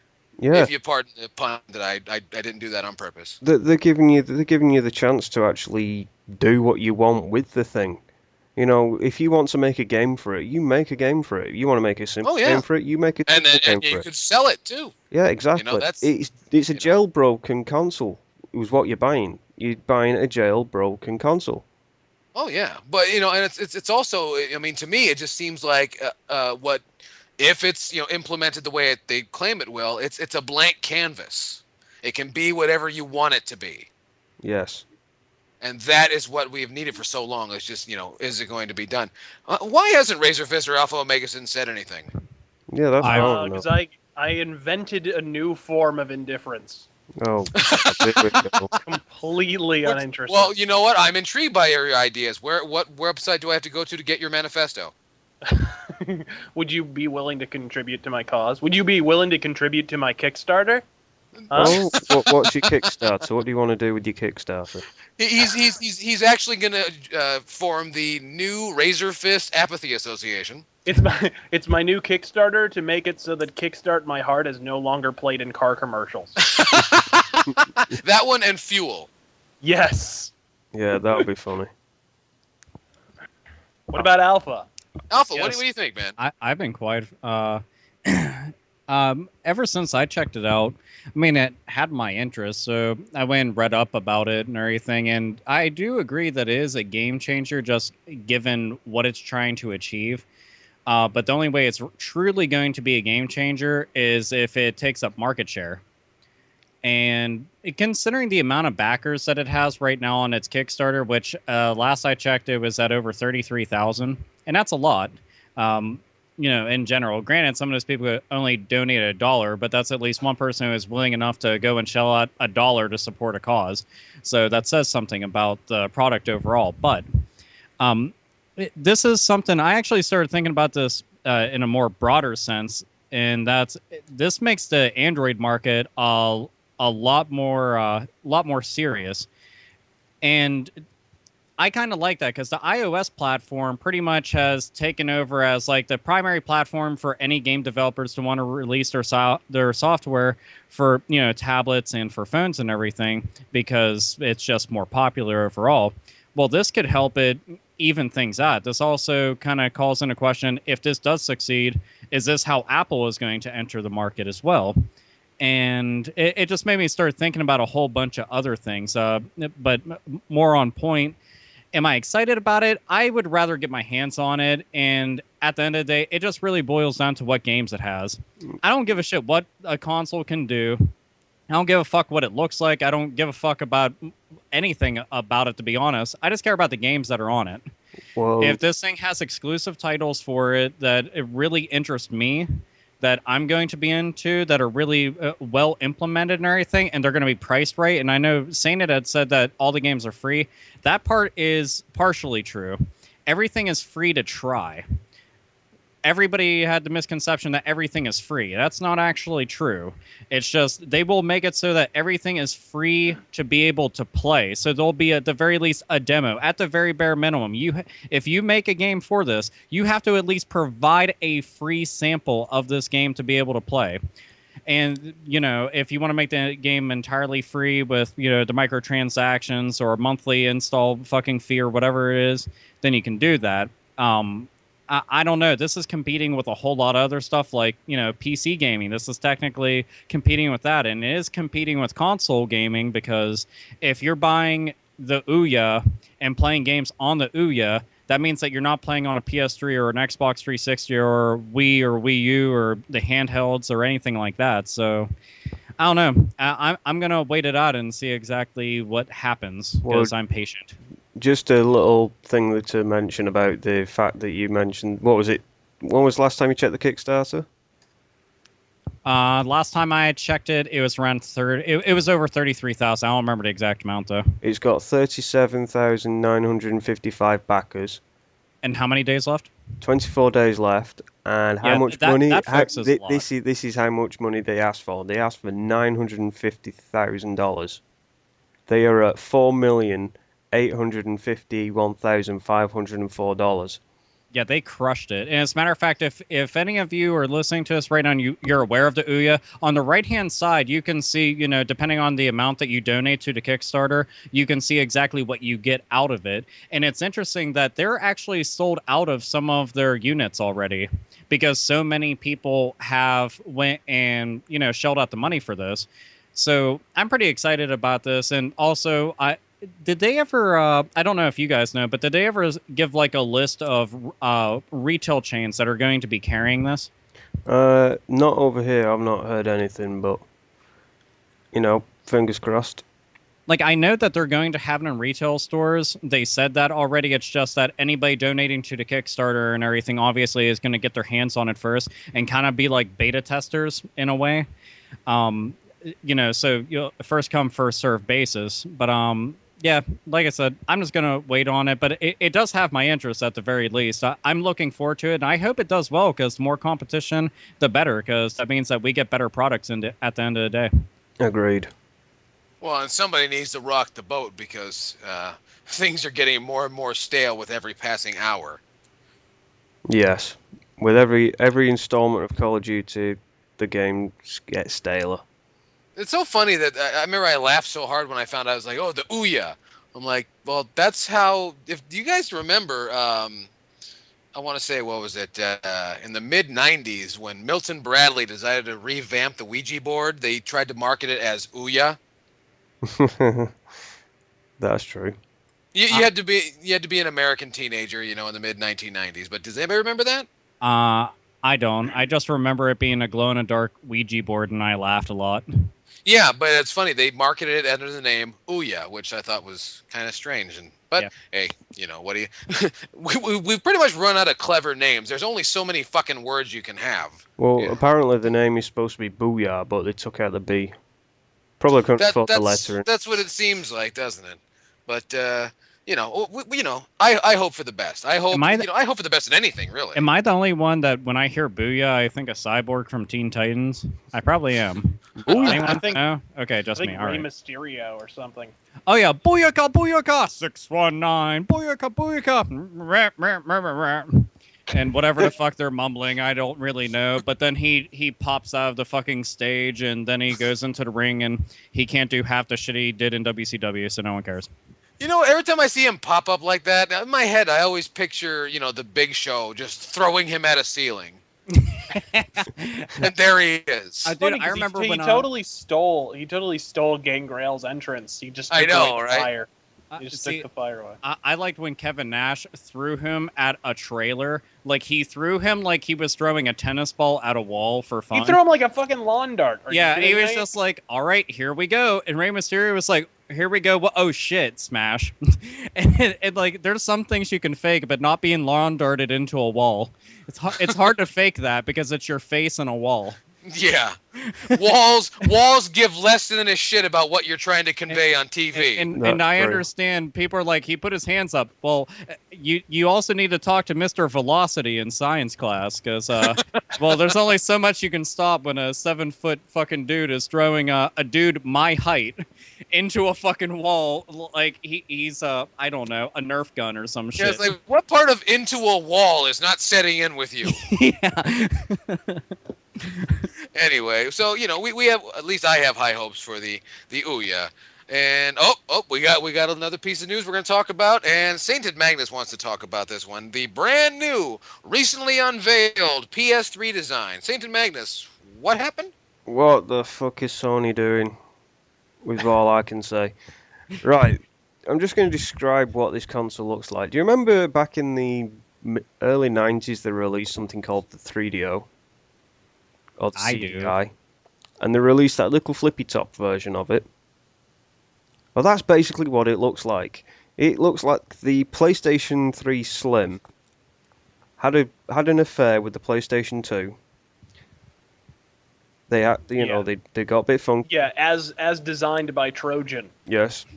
Ribbed for all of your pleasures. Yeah, they got a bit funky. Yeah, it's got 3 speeds. What? Stop. Doesn't work. Never works. No, well let's just get on with this. So basically, it looks like a PS3 Slim now, but smaller, and it looks like somebody has just run over it with a load of little mini bikes. It looks like it's. Where do you put in the batteries? Dude, you remember how people used to say it looked like a George Foreman grill? Now it actually resembles one because it has the ridges on it. It does. It has the ridges on it. It is bad. But it's got all the standard plugs and all that sort of shit, so we don't need to worry about that. Storage. 250 has been announced and a 500 has been announced, so there could be a 320 in between that just to sweeten the deal. So that's basically how much storage do I need for the PlayStation 3 now? Oh, we can have 500. The better question is, who gives a fuck about storage? I know, exactly. Does it play the games? Well, you kind of have to care about it when you're, because on PS3 they have those mandatory installs on certain games, so it is a legitimate issue, the storage space. Yeah, but it does look very squashed. And now the top. Now this is what's got me. A flippy top, you'd expect it to flip, don't you? It's a top loader. This one slides. You slide it across. Basically, you look at the PS3. It has to lay flat, so you slide it across to put your game in. Why? What's wrong with pressing a button and it just goes pop? What was they wanted to be clever, maybe? These were cheaper. Yeah. This has less moving parts. Yeah, but it's more likely to jam, you stupid retarded idiot. Yeah. So my opinion on this PlayStation 3 redesign, not necessary. Not necessary? Not necessary. Well, just at the end of the day, does Sony really need more SKUs? Right now, do they need more models of PS3 to confuse their consumers? It's already. Maybe let's check up to how many PSPs there were. 1, 2, 3, 4, 5. So, which means we got at least 3 more iterations of the PlayStation 3 to come out this year. Yeah, we had 1, 2, 3 PS2s because there was one in a TV. There was 2 PS1s from what I can remember. Oh no, there was multiple PS1s. The regular fat PS1, that thing had a whole bunch of different SKUs. I remember being black PS1. If you look on the back of PS1s, you're talking about motherboard cords. revisions. I'm talking about standardized design. Oh yeah. Standard designs. There's only technically 3 PS1s because the back of that is, an actual design, I guess. But guys. The mere act of walking into an electronics store and asking, hey, I want a PS3. Which version should I buy? Already turns into like a 2-hour, Sony Electronics orientation seminar as it is. And scares the shit out of parents. Yes. It does. They walk in, they're like, my son wants a PlayStation 3. Which one should I get? Well, okay, you got the 20 gig, you got the 40 gig, the 60 gig, the 80 gig, the 200 gig, the 500, the 1000 gig. You know what I mean? Like, it just turns into... How do we get here to where shopping for a simple fucking, Christmas present now requires a notepad and, Yeah, if and you it's have a like, stenographer? See, if you get the 40 gig, it's cheaper, but there's no backwards compatibility. Actually, there hasn't What's been a backwards compatibility? Yeah, Then you there get you into go. the, you get New into the backwards conversation. compatibility thing, and it's like that's its own briar patch. You know what Yeah. I mean? Well, so I don't know. You know what? I would actually be excited about this new model if they said, "Yeah, we implemented PS2 playback again. Here you Oh go, you my can have God. it back." Because then I'd be like, "Hey, cool." In a way, I could ridicule them, but like, you shouldn't have taken it out to begin with. Yeah. But nice that you're bringing it back. But yeah, overall, I do feel that this is unnecessary because the PS3 Slims are serving their purpose just fine. Yep. The PS3 Slim Yeah, actually yeah, looks this good is great. in You a guys way. are dicks. The end. It's a cash grab, is what it It is. is, and there's no mention of pricing yet, but expected price is probably between 250 and 3. Oh, I here, just- this wasn't mentioned, and I thought this was fucking bizarre. It's rumored that they might be making a 16 gigabyte model. Oh my God. Why would you even fucking bother with 16 gigs? And for anybody that's even going to fucking try to chime in the comments, be like, well, there's some people, shut the fuck up. We just got them stating that there's mandatory installs. Do you really want to have to delete all your system information every fucking 2 games that you play? Well, let's put it into perspective, right? You want to play, I don't know, Gran Turismo 5. It's a big game, so obviously you need to install it. So then you've not got crippling load times. So you get that. You might want to buy some of the DLC for it. Yeah, go ahead, buy the DLC Oh for it. God. You want to buy, you want to have the actual mandatory updates, which some of them can be 2 to 3 gigs big. Yeah. You've pretty much stuffed your PS3. With Yeah. that. Oh, but then how- Sainted, you won't Can I you won't finish? be able to use PlayStation Home. No, You won't be exactly. able to use.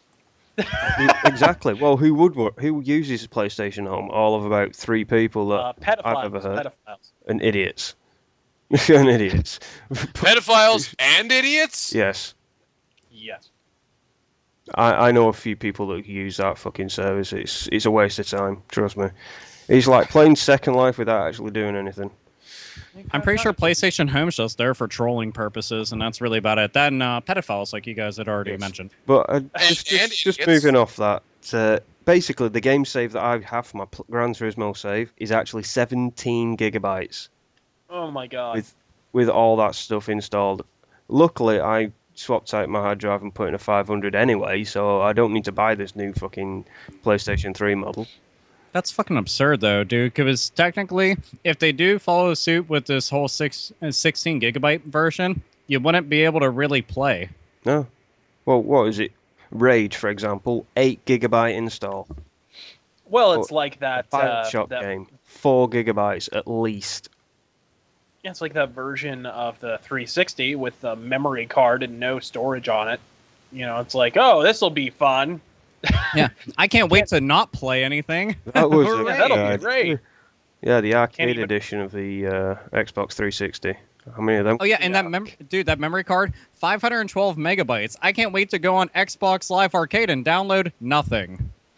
Because that's what you'll download is nothing. Because nothing takes up more space than 512 megabytes. Fact. And if anybody wants to be like, those numbers don't add up, no, they do. Fuck you. The end. The math god said so. Yeah, there you go. It came down. It came down from the mountain. It's funny. We were having a discussion about the PS3 design because did you hear about the Halo 4 Xbox? God, that looks awesome. It really I knew does you look would awesome. love it. I knew you would love It looks good, but that's pretty much all it is. It's the same. It's the same fucking Xbox. It's a 320 gig hard drive. You get 2 special controllers with it, with that fancy new D-pad and a copy of Halo 4. And how much? $400. $200. Oh. You want to know what it made me think about though when I seen it? Because Saint had said it was see-through, and I just saw stock photos. I was like, "It's see-through." Got to see better pictures of it, and it is see-through. And the first thing it popped up in my brain was the when Nintendo 64 was doing all those different versions where it's like orange see-through, the smoke see-through system. I thought all those looked so fucking badass. And I was like, that is exactly what I want. And also made me think about that limited edition Sega Saturn that I've been dying to get from Japan. The one that says, "Ain't it cool" on the top. I fucking want that one so very badly. But yeah, it looks badass. But, you know, that's it. I'm saying words. Yeah, Sounds! sounds. Loud Woo. sounds! But I mean, $400? Way too much. But Jesus. hey, it comes with 2 controllers and a game. Yeah. Yeah, and not to mention an aging, decrepit computer system inside. Yeah. Absolutely. And there is one thing I will say about it. It reminds me very much of Inversion. If you didn't have Halo 4 printed on the side, you'd think Inversion or Brink or something along those sort of art style. So, yeah, it's not nice. Oh well, Jesus Christ, that was a mouthful. That was a long first half. I think it's time for us to have a stretch and get a ready poop. to answer. That's right. Just take your time. Do that. We're sort of gonna thing. all take a double dump, double Yeah, decker in fact, dump. There we go. That's right, and we're gonna do it on your mom. Anyway, On the What's glass your table. obsession with people's mums this week? I don't know. I'm just some motherfucker. I Yeah, I He was gonna likes say the yeah. Cougars. He Hey, likes. wh- Yeah, you He likes could the be. Cougars. Don't say that. Vicky Guerrero wears a fucking chain that says Cougar. Ugh. Oh yeah, there you go. Twisting Mm. fucking stomachs. That's right. You all Ugh. deserve it. You make me think of bad things. You know, it's Star Wars Episode 1 and 2. How dare you? Now think of video. Oh wait. Oh god, dude. She was also wearing a swimsuit recently. Fuck. I just made myself sad face. All right, Now continue this- forward. No, shut up this before you is make all- everybody Ah. else sad-faced. Great. Now you have cancer. Dude, I have brain. I have like brain, eye, ear, every. I have Oh, everything cancer. It's Let's- just You have No. butt cancer. I have Now let's- cancer. Now let's put them all together. Now let's put all those horrible things together. Now this is mom railing. No! Right, what's in the colostomy bag at the moment? There's a lot in the colostomy bag. You know something I was thinking about before the podcast? I was thinking to myself, am I the only person who snickers when you see Professor Layton and the diabolical box? I just You know, I didn't until you said it Because that way, and then it made me I've come laugh. across a few diabolical boxes in my life, and I don't know if they're the same, but I have. I call them ex-girlfriends. Oh. I like you live in fear every single day. Just thought I'd bring that up. So the next time you're perusing around your local game store and you see Professor Layton's diabolical box, you can fill in the blank. Nope. I actually saw a And when copy you of fill that in the other blank, day. I was that's- laughing. That pretty good actually. When But you anyway, fill in the blank, pull out. Just make sure you pull out, or else you're stuck with the blank. Anyway, good. that's part of it too. Yeah. You know what? We got some mail here. The Gmail box. I've already plugged the Gmail box, so drop us a line. This Do it. first one comes here from Dr. Disco 93. What And he a says- fucking name. That is awesome. He says, "Heyo, Hate-Bit Podcast. Heyo. Heyo." He says, "I have Disco fever. Disco fever. Stay away from the disco biscuits. He says, "Why do you guys think European game developers barely use their European cultural influences?" In parentheses, he says, "Why they have American settings and all." As I am thinking about the Grand Theft Auto series and the fact that it came from British developers and various other European game developers, I got curious about why they have most of their games set in the United States, North America, or at least deal with Americans. I sometimes wonder if European game culture is more diluted than US and Japanese gaming cultures, and to some extent Korean and Chinese gaming cultures. Okay. That's a mouthful. Well, Found an article online that discusses... nothing's more diluted than American. quite No, frankly. not, not But European, I can agree with it to an extent. I would strongly disagree with the contention that Asian games are more diluted and Americanized, because they're not. There have been some more recent attempts to try and Westernize games. Like, what was that third-person shooter that just came out? It was like a Capcom game with absolutely no story, total transparent ripoff of Gears of War. Binary domain. Binary. I think that might have been it. Yeah. Yeah, that was a Sega release. Yeah.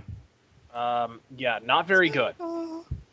But there's a Now, few examples. There's a few examples of that, but by and large, you still have the giant windshield-sized eyeballs.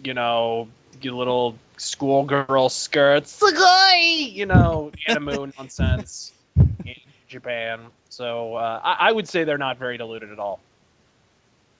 Fair enough. Oh, well, he goes on to say, I found an article online that discusses the fact that games not made in the US and Japan are quote-unquote globalized, or barely have a native cultural influence in them. I have provided the link. Well, we don't give a fuck about your link. He says, I'd like to hear your thoughts on the topic. He says, P.S. Please stay on topic. The last question I gave to you, Razor Fist, went on about anime and stuff, and I'm like, dude, can we stay on gaming? Well, Dr. Disco, on behalf of my good friend Razor Fist, fuck you. Dude, that was awesome. He remembered. Well, he remembered. That's very interesting. But like, you try to tell me how to do our fuck, I'll kill you. Anyway, I have a root beer. I'll drink it at you. I think that the games, are that way just because everything is a fucking action movie now. Yeah, well, it's just there's more. The video game industry is larger in America. That is exactly what I was going to say. That's all there is It's to all it. here. It's why Bollywood. It's kind of its own kind of sequestered thing apart from the rest of cinema. And it's the reason why so many European movies wind up being so Americanized. Mm-hmm. You know what I mean? Look at Jason Statham. Yeah, you usually have to go after people who are buying the stuff. Exactly. Wherever the money is, that's where they're going to aim their, tentacles. Yeah, think about it. Japanese culture in the the mid to late 1990s was kind of on the radar for American audiences, and now it seems like it is anathema to American culture. And it's the same thing. I think the Europeans have that same sense. Like, yeah, if we do this, they might like it for a second and then completely fucking turn on us. They're wise to do that. They are in a way because it would be great if there were more European games. I think The Witcher has a European sensibility to it. It's a little bit Americanized. The main character has an American accent, for one thing. And most of the voice actors, I think, are American. But the setting, the storytelling sensibility, I think the games are based off of a European novelist, so it's a very European game. There are European games out there. You can't tell me Heavy Rain isn't the most French thing since, Easy Cheese or fucking snail slurping or whatever the fuck. We battered the French last week. We did. That's I right. apologize. That's right. We'll have to I battle love you, some- France. I do. Do you? Fuck? Yes. You hate them, really? No, I love them. Come on. Yeah, they're great, man. They gave us so many great things. They gave they gave Jerry Lewis a reason to stay alive. For that reason, they must be wiped off the face of the earth. Actually, I was that and Vietnam and that whole thing. But that's neither here nor there. They gave us Gerard Depardieu. I know. I mean, thank you. We would continue to think that we would think that Bob Hope still has a big nose if we didn't have Gerard Depardieu. I know. He's the entire world what a fucking big nose looks like. And we would have missed out on 1492 Conquest of Paradise, right? I know. I mean, Gerard Depardieu's forehead could batter down the front doors of the Fort Knox. I mean, Yes. so if we have He's like a French Pachycephalosaurus, really. Oh God. see, that dude could snort Paris. I think he just looks like something from Easter Island. He's like a golem. That's even better. I mean, he could dig to China with that fucking thing. Anyway, we got another piece of mail, and it comes to us from Jonathan Rodriguez. I think it's supposed to say Rodriguez, but there's no Z on the end, so I'm going to call it Rodriguez. And he says, "Hey guys, love the podcast. I have a question. What is your top failed sequel in time in any game generation?" Mass Effect 3.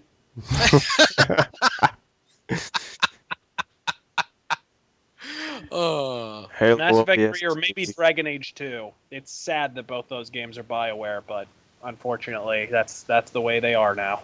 Damn, top failed sequel. That's a hard one. That's what she said. Just come back to me. I'm thinking. Okay, same top failed Halo sequel. ODST. It was such a bit letdown. See, What? what's is I could give you a laundry list. Unfortunately, most of them include the word Sonic the Hedgehog. Oh yeah. Pretty Oh, much, yeah. pretty much all the So- Sonic the Hedgehog Okay, games. so what I need you to been- do is I need you to get all the Sonic games together, and then I want you to subtract 40% of those games, and those are the games I'm talking about. There you go. Sonic Generation, Sonic Rush, Sonic Rush Adventure, Hey, Sonic- and Sonic Dark Chronicles. Shadow the Hedgehog. Oh, Ah. burn that game. Alpha Omega Sin, what favorite or it's failed sequels for you? Yeah, I was gonna say I'll churn out a couple. Resident Evil 5, firstly. Ugh. Look, I know Ugh. it's not the worst game in the entire world, people, but let's be real. It's not a good Resident Evil game. No, There you sir. go. Let's see. Next on the list, Final Fantasy 13. Now, it can be long debated forever and ever that the Final Fantasy games, are good or bad, but for me personally, 13 was like the very first actual sequel I was just not happy with. It's the only Final Fantasy I have not completed. Oh, it's so bad. It's just, and if you're a fan and everything, that's fine. I'm not telling you to not be a fan of it. I'm just telling you I didn't like it. And let's see, there was one more that I was thinking. Because you said Sonic the Hedgehog, Sonic 06 made me want to gouge my fucking eyes out with my own cock. And Yeah. then take pictures, because quite frankly that was beyond a train wreck. And I understand that that's something people always talk about it, it's so bad, it's not that bad. Well, apparently you live in upside down world where everything is just absolutely fucking wrong, because that game was a shit biscuit on fire and I hated it. So yeah, those are bad sequels to me. That I can. Fuck it, Castlevania 64, because I was talking about it today because I was dumb enough to buy it. That game does fucking suck, but still, whatever. Anyway, Speaking of Sonic, how about that mini podcast, huh? Mm. Thought we were the Hate-Bit. Like that a failed sequel? Yeah, thought we were the Hate-Bit podcast, not the Sega filleting love cast. It was the Love Bit podcast. hey man, we actually talked about shit that we liked. We were like, hey, this stuff's pretty cool. Yeah, and we It didn't was have you laid two back. fucking assholes pulling us down. I know, which leads me to believe that we're the bane of everyone's existence. Yes, you I know. are. Oh yeah. Oh, but yeah, Chaos and Razorfist are so abrasive. They drive up my cholesterol. Oh, Oh well. They listen, said something about my mother. listen to me, pal. If at any point in time you find yourself in disagreement with myself or any other member of the Hate-Bit podcast, 9 out of 10 physicians recommend a diet high in my chundering penis. All right. Fuck you. Yeah, and if they shit out that gerbil, everything. Never mind. I've gone too far. I've gone too We do far. not support animal abuse, by the way. No, not in the slightest. Not in the slightest. So put them inside a condom. And suffocate the poor No, the bastard little before you guy put it can't up there. breathe in there. I know, right? Oh, wow. My This goodness. is a terrible air bubble. I know. This is just. Oh my. Jonathan Rodriguez, look what you did. Yes. You made This is all this your cry. fault, and you know it. Anyway. And Robert Rodriguez too, because he makes bad movies. Yeah. You know what? You know what? We're gonna single-handedly blame both Jonathan and Robert Rodriguez for the death of God knows how many fucking gerbils, Can we blame John Goodman as either by well? suffocation or otherwise. We should blame John Goodman as well. No. I don't know why I'm singling him out. I just want to throw him in. He's on much larger prey, I assure you. John Goodman could take out a fucking water buffalo. I'm with pretty one sure he has. He has one He on can a do it with burger one every bite, day. And he also for called fuck's it lunch. Yep. See? He has one on a Oh. burger every day for his lunch. It's a Is it- wait. So Beef John every Goodman, day. you're saying John Goodman eats water buffalo? Isn't that cannibalism? No. It'd be cannibalism if Roseanne Barr did it. Yes, I'm referencing Roseanne. Okay, it would be cannibalism then, but for him, it's just another Tuesday. So And now I'm referencing fucking the Street Fighter the movie. Holy shit! Look at me Oh, on a fucking yeah. roll, You are. Bison dollars. dude. I want a fucking wallet just filled to the brim with bison dollars. Try buying shit Game over. like lightning. Exactly. I want a Fucking signed love it. copy of the Pax by Sonica. Jeez. Anyway, there's other mail we got to do now. Oh dear, Ooh, America. mail. Oh god. I'm wet with anticipation. I know this next one comes from a gentleman, Mind Lasher, and he says, "Good morrow, gentlemen," and Razor Fist. Good morrow. He made a funny. He And- says, "First off, thanks for the laughs. I listen to the show every Wednesday at work on my 3DS. Hate-Bit is so much better in 3D."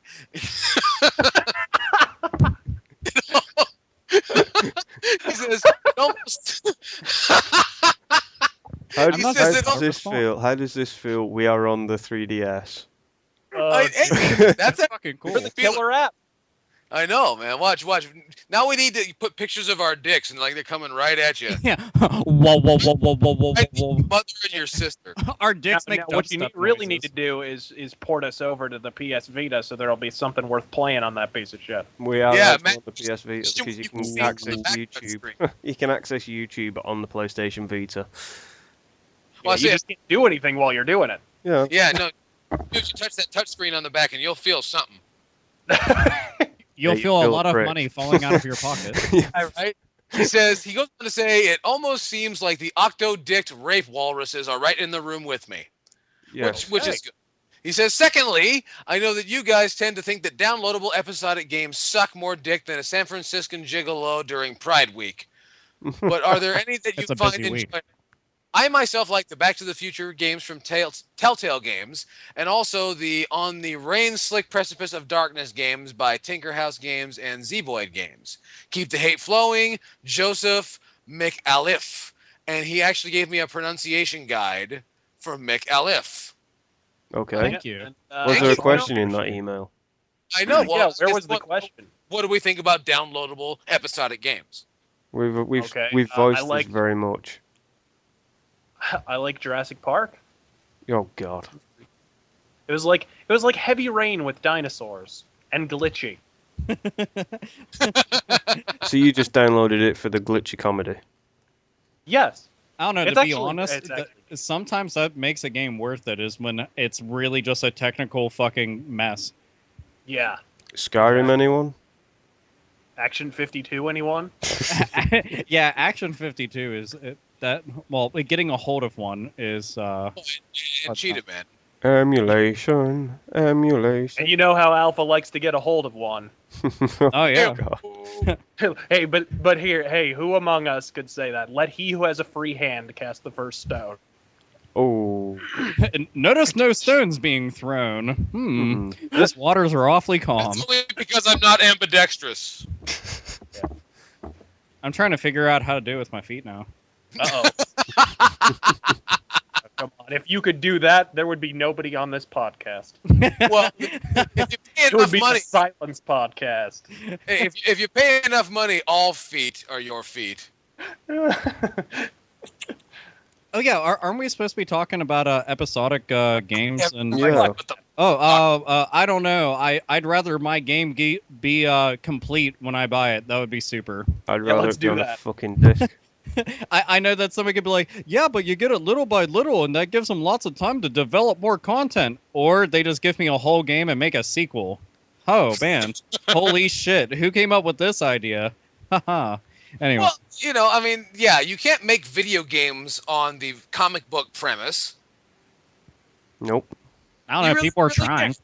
But it's like, it's like, hey, here's what we're gonna do, right? Here's your game, and then if we feel like it, we'll finish it. Yeah. Yeah, well, if they were making them on a comic book premise, it wouldn't be a problem. But here's the problem: they're making them on the Lost premise. They're Wait, you- they're back- oh, it's then a better? giant monster crashes through the foliage. Lost. You know what I mean? And that's how it ends. And it's Well, like, see, wait until the next downloadable episode. It would be really nice if they were going with the downloadable premise, because that means that all of our games would come out at $2.99. So Yeah. Yay! I like that idea. Oh, and it comes with, and it's a hardcover edition later on, which is weird, but whatever. Yeah. A steel case edition? I fucking love that idea. I love steel case games so much. Does anybody else? Dude, steel case is fucking awesome. It's metal. It I is don't know. metal. You keep saying steel case, and I get excited that you're seeing steel cage. Oh I'm like, no, what no, no. about steel cages. Have we got another wrestling reference coming? Yeah, I think that unexpectedly we've down had the road? like. I think we've had like 80. Oh no! My math could be off, but fuck it. The math god said so. Enough Hey. is enough, and it's time for a change. Woo! Oh, blue blazer. Oh, Speaking of noses, Michael Jackson. I am not an aardvark. but that's not much of a problem anymore these days. Anyway, that's all that's lying around in the colostomy bag. So if you have any questions, comments, anything like that for the Hate-Bit Podcast, please drop us a line at hatebitpodcast@gmail.com or on Facebook or on YouTube. We always appreciate it. Now, something that's been very dear to my heart over the last week, and I've been wanting to bring it up on my show, but I needed these four fabulous gentlemen to help me out and talk about this a bit. And I have to say this deeply from my whatever, your heart, your soul, whatever, that shit that you make up. You have neither. Right, exactly. These things that we make up to feel better about, being bastards. But I have to admit this. And I can't believe it's coming from me, but I am just giving less of a shit about the Nintendo Wii U as time wears on. The more I hear about this thing, the less I give a shit. Well, you've said it yourself It has numerous times. this They're saying absolute nothing. They're saying a lot, but saying nothing. Yeah, they say so much, and they've told us nothing. We don't know what No, it costs. it's like an Angry Joe review. It's almost. Hey, be kind now. This is Nintendo. You don't want to bash them that hard. I know. I know. Bashing Apparently, fucking they know the Yakuza. I don't know that for certain. I've heard things. I know. At least But- the Wii U doesn't have skits. But all I keep hearing about is how, with the Wii U and when people are there's been some backlash, and people are not really so much attacking the games. They're just attacking this secrecy. It's like, if you're going to tell us something, fucking tell us something. And I'm at this point in my life where I just don't give a shit anymore. I really don't. You are going to have to beg me to buy this fucking thing at this rate. Are you going to be hanging up your Nintendo underwear and your I know. Club Your Nintendo Mario overalls, hat? are they going up? Well, Yeah. let's be perfectly honest about this. Realistically, being the kind of game collector that I am, if they stop making games tomorrow, I still have a massive backlog of stuff I have to get and play. Yeah. So that's not even an issue. So whatever they do, that's their own business. But looking over just the games, and that's the part they're missing. They do, well, you don't understand asymmetrical gameplay. It's like, I understand it. I can see, this person who has the big controller plays a different form of a game than this person, but even though they're playing the same game, I understand it. I figured it out. I'm the relatively smart guy, and I can look over stats, and it's like, oh, well, that's great. That seems really neat. What kind of games does it play? Oh, well, it's not really about the games. Yes, it is! That's all it is. It's about the games, and they seem to... Are people really going to spend money for, like Batman Arkham Asylum Armored Edition? Are you fucking kidding me? This game came out a fucking year ago. People who want to play this game have played this game. All right, now, Ubisoft's got a couple of decent ideas, and then the Nintendo games are, I'm sorry, laughable. They're not even that. There are games that I'm remotely interested in, but not for fucking $60 American. Most of these games should have wound up on the 3DS. Yeah, like I don't know. Well, the Project P100, that looks like a game that should be on the 3DS. That game looks like it should be on a tablet, not just the 3DS. Even so, exactly. And well, it's a Nintendo game, so it's not going to wind up, on any other source. But this is nonsense. They keep telling us stuff that they're not saying anything. But it's just going back to E3 again. It's like at E3 that when Reggie Fils-Aimé was sat on that stupid Self-Urge saying, "Oh, we've got the Wii U. We're going to announce this thing coming from Platinum Studios and all this sort of shit," and And he just says, oh yeah, it's called P100, and well, the development name's called P100, and then that was it. We didn't see any gameplay footage, we didn't see anything. We had to dig on YouTube to find gameplay footage of this fucking thing. And Well, that's pretty much what Nintendo's doing wrong at the moment. They're not telling anybody anything. Well, the thing that's most interesting is now, like we discussed about Comic-Con, how Comic-Con has basically just become this advertising opportunity. Yeah. It's not what it claims to be, and that's just the American way of life. Say one thing, do something different. Oh, I agree So with that. I've grown used to that. But see, they had a genuine opportunity here, and I've seen some of the coverage. Not a lot of it, but a decent amount from Comic-Con and everything. And I think this was their chance. This and the Tokyo Game Show, even though the holiday season is fucking barreling down the tracks. This is July, which means this thing is going to drop in 3.5 months. So 11 weeks. That's not a very long time. And what did they bring to Comic-Con? The exact same goddamn thing they brought to E3. Nothing. Nothing. Absolutely nothing. Nothing. It's like it's not wine. It doesn't get better the longer you hang on to it. I think you need to sit down for a minute and take a deep breath, because this is really kicking you in your Nintendo nuts right about now, isn't it? It is absolutely, because this is not the Nintendo that we knew just a couple of years ago. But this is the thing. They're on about innovation, but what's so innovative about having a fucking tablet controller sat on your lap while playing a game? It doesn't feel innovative. doesn't feel innovative to me. Well, maybe it doesn't to you, but the overall they really haven't explained it that well yet. You just have to think about, the possibilities. It can do that. Yeah, that's a great idea, but there's one fucking problem. If it's not running any software, it doesn't fucking matter. Exactly. And they're going to release all these multi-plats for it. They're going to release, Assassin's Creed 3 is coming out on the Wii U, and the blah, blah, blah, It's all multi-plats. It is, like what Saint had said last week. It's basically Nintendo catching up. It is, and it wasn't me that said it. It was somebody in one of the messages that said that, but it's exactly right. That statement is right. Is Nintendo, all they're doing is playing catch-up now. Yeah, and not so much to catch up with everyone else, but just as if it's kind of like it comes off as desperate. They are. They remind me of a couple of girlfriends, actually. Now that I think about it. Well, and look, there is a little bit of cause for desperation, because yes, they had this massive success with the Wii in 2006 and 2007. It petered off in 2008. And then it headed straight for the center of the earth after that point. And Nintendo has been in dire straits ever since. They really haven't been doing well with the Wii because there's so much shovelware, so little software. Yeah. I think at the end of the day, they kind of shot themselves in the foot, because let's call a spade here.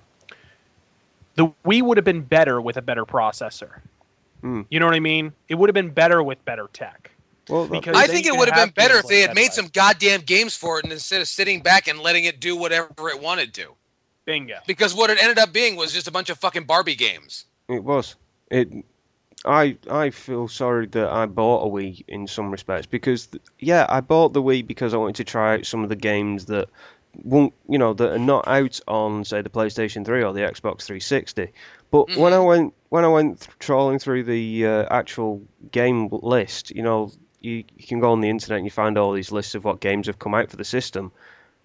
They have, not even half of them were fucking playable. It's just all fucking Wii dancing, Wii this, Wii that, Wii something, Wii fucking scratch your ass. There's just nothing there really for a core gamer. I think the games I've got in my collection are pretty much the games that I'm only going to get for it. There is nothing out there for the Wii. Well, you have to dig. You have to dig. They said it was... Oh, I'm sorry. Go ahead. You have to dig so fucking deep to find a game that that we can all enjoy. They're out there, absolutely. But yeah, you have to you have to jump through hoops of fire to find these games. They're just buried under a mountain of if you'll forgive me, shovelware. Well, you're telling the truth there. You don't have to apologize for it, because let's just go back to the beginning of the year. There was a Kickstarter for for Project Rainfall to try and get the games that were already in fucking English localized to play, to play on the fucking Wii. People Yeah, soft like what modding do we have them. to do to get you to sell us something? Exactly. And I'm pretty sure that's not how consumerism works. I was like, do you guys want because the key is if you want to sell stuff, you have to put things on the market to be sold. Yeah. Yeah. And this seems to be they're going to piggyback the success of the Wii. Now, like, we've discussed in, previous weeks, the Wii was essentially a fad. It was this thing, and most people who bought them had no idea they were buying a Nintendo product because it was cleverly put gray on white, in that very corner to where, not until the sales start to slow did they, bump up. Oh, hey, Nintendo, we made Mario, Nintendo, Yeah. and they went that route. And now this is going to be like, oh, well, it's the next thing. And when they said they were going after hardcore gamers, I thought they meant they were going to make games. Yep. But it turns But they're out what not. they Instead, they're meant was- porting. Instead, they're porting a bunch of third-party stuff Yeah, from they're this porting- generation. Instead Yeah, of Yeah. instead of spearheading the next generation, they're catching up to this generation with a new controller. It's unfortunate, but Yeah, it's well. Well, that's pretty much all it is. It's a new fucking controller. It's a new way of playing, but it's a new way of playing that people are not going to be interested in. It's too complex. Well, I don't what think was it's so wrong much with it's a too fucking complex. It's joypad? just they keep talking about tech stuff and how impressive it is and how much it can do this and how much it can do that. And at the end of the day, you have to realize that there's not a lot of fun to be had to just stare at silicon chips. Exactly. Okay, that doesn't get anybody anywhere. I think that they expected it goes into like, now they're following what Sony did. They're expecting impressive hardware to sell impressive hardware. That doesn't work. If they want Yep. people to buy their console, It's like put selling some a car to a fucking woman and games on the mentioning damn thing. fuel economy. just put Yeah, some yeah, games I mean- on the thing. That's all they need to do. Yeah, that's all. I mean, look at Resident Evil 6. We all know impressive hardware doesn't sell games. Look at all the screen tearing. Come on. That thing is Come just a on. fucking mess anyway. I saw that shit in Gremlins, yo. Oh, God. What about Alpha? What are you doing? Are you pulling Yeah, one what are off? you- Or? I'm listening, and I've been nodding He's nodding a whole in lot. agreement. They can't see He's a just nod. sitting there. Yeah, he's right. That's my nigga right there. Dude, it's really true though. The thing is, Nintendo Wii U is coming up really soon, and it seems like Nintendo just doesn't have their shit together, and that was plainly evident at E3. They just didn't have their shit together. Do you ever get the idea that they have a price tag that they know no one's ever going to go for? Dude, I really truly think that they're okay. This is just me theorizing here, everybody, but bear with me. I think that the price point they should come in at is $300. I agree. think that they want to come in at $400, and they know that they can't, and that's why they didn't say shit. I'm thinking it's between 4 and 5, and they. Yeah, I think it might be higher than that. Yeah, and I I can't imagine that fucking controller because look at that hardware. Okay, what it's toting right now is pretty much what you expect is out right now. This isn't like pushing any kind of limits, so to speak. It's True. mainly that controller. That controller is what's setting them back a pretty penny, and not they mention what's dug required that to hole. Communicate. But the thing is, I think they're scared to really set that price, but they should already be aware that they're going to take a hit anyway. They're never going to sell the console at a profit for a couple years. 99% of most consoles don't sell at a fucking profit. And they should already be happy that with the Wii, right from the get-go, they were selling at a profit from the fucking get-go. Yeah. So they should be happy with, fucking 3 straight years that those things were selling out. Or 2 straight years, whatever it was.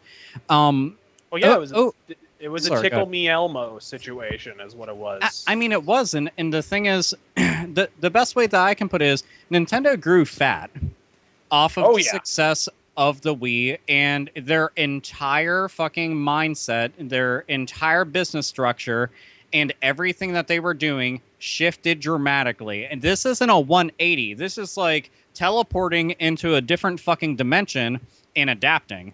they were like, okay, well, we were making a lot of money off of our loyal fan base, but all these jackasses who are talking about it on, talking about it on ABC and NBC. Good Morning America. Yeah, on the front covers of magazines, which you would never see a video game on ever. Fucking better fucking homes and shit is talking about. What? It's stuff like that. So that's their main fucking audience now. Okay, we cater to them. So they start catering to them, and you push away the core audience. The core audience is what sustained you for many, many fucking generations and many decades, and is still around. We're all fucking adults now. We've been supporting Nintendo, and now they're trying to usher us back in, and they're trying to do this without offering us much to really grab onto. It's like you got Pikmin 3, and what other AAA title are you throwing at us? The whole thing comes off as kind of like, I'm sorry, I mean, you were right. I mean, you were always there, and then I got interested with new pussy, and I miss you. So would you come back and buy my games again, please? You can just imagine Reggie Fils-Aimé saying that. But they're not even doing that. That's all they would have to say. They'd have Come to on, come back. My body is ready. Dude, you want to know what I hate about it? And I've heard Nintendo loyalists say this, and it blew my fucking mind. They were just like, what did you expect? What were you expecting at E3? What did you expect? I was pleasantly surprised. I was really happy with everything that they showed off. And all I could respond with is that for a company that you like so much, and I myself like a whole lot too, you set the bar real fucking low for a company that great. I know. Because the fact is I didn't... Smooth. Well, also, they set the bar so high. Yeah, they set the bar really fucking high. They want the NES days back. That's what they want. Oh yeah, They want that's to have okay, that if they want the 50% NES fucking market share that Dude, you have between yeah. them and Sega.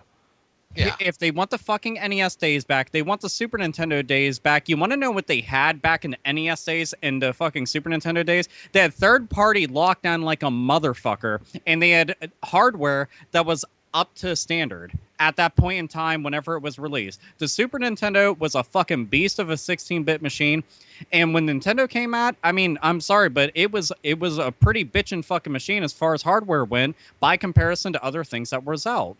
But they, most of all, even all hardware aside, because I had already said this, nobody gives a fuck about the hardware after a while. You care about the games. That's what they had. They had games out the fucking ass. Nobody's going to remember your fucking console for the specs that it has and the fucking numbers that it drops. They remember you for what games you have. And if you don't got games, nobody's going to show up to your fucking little party.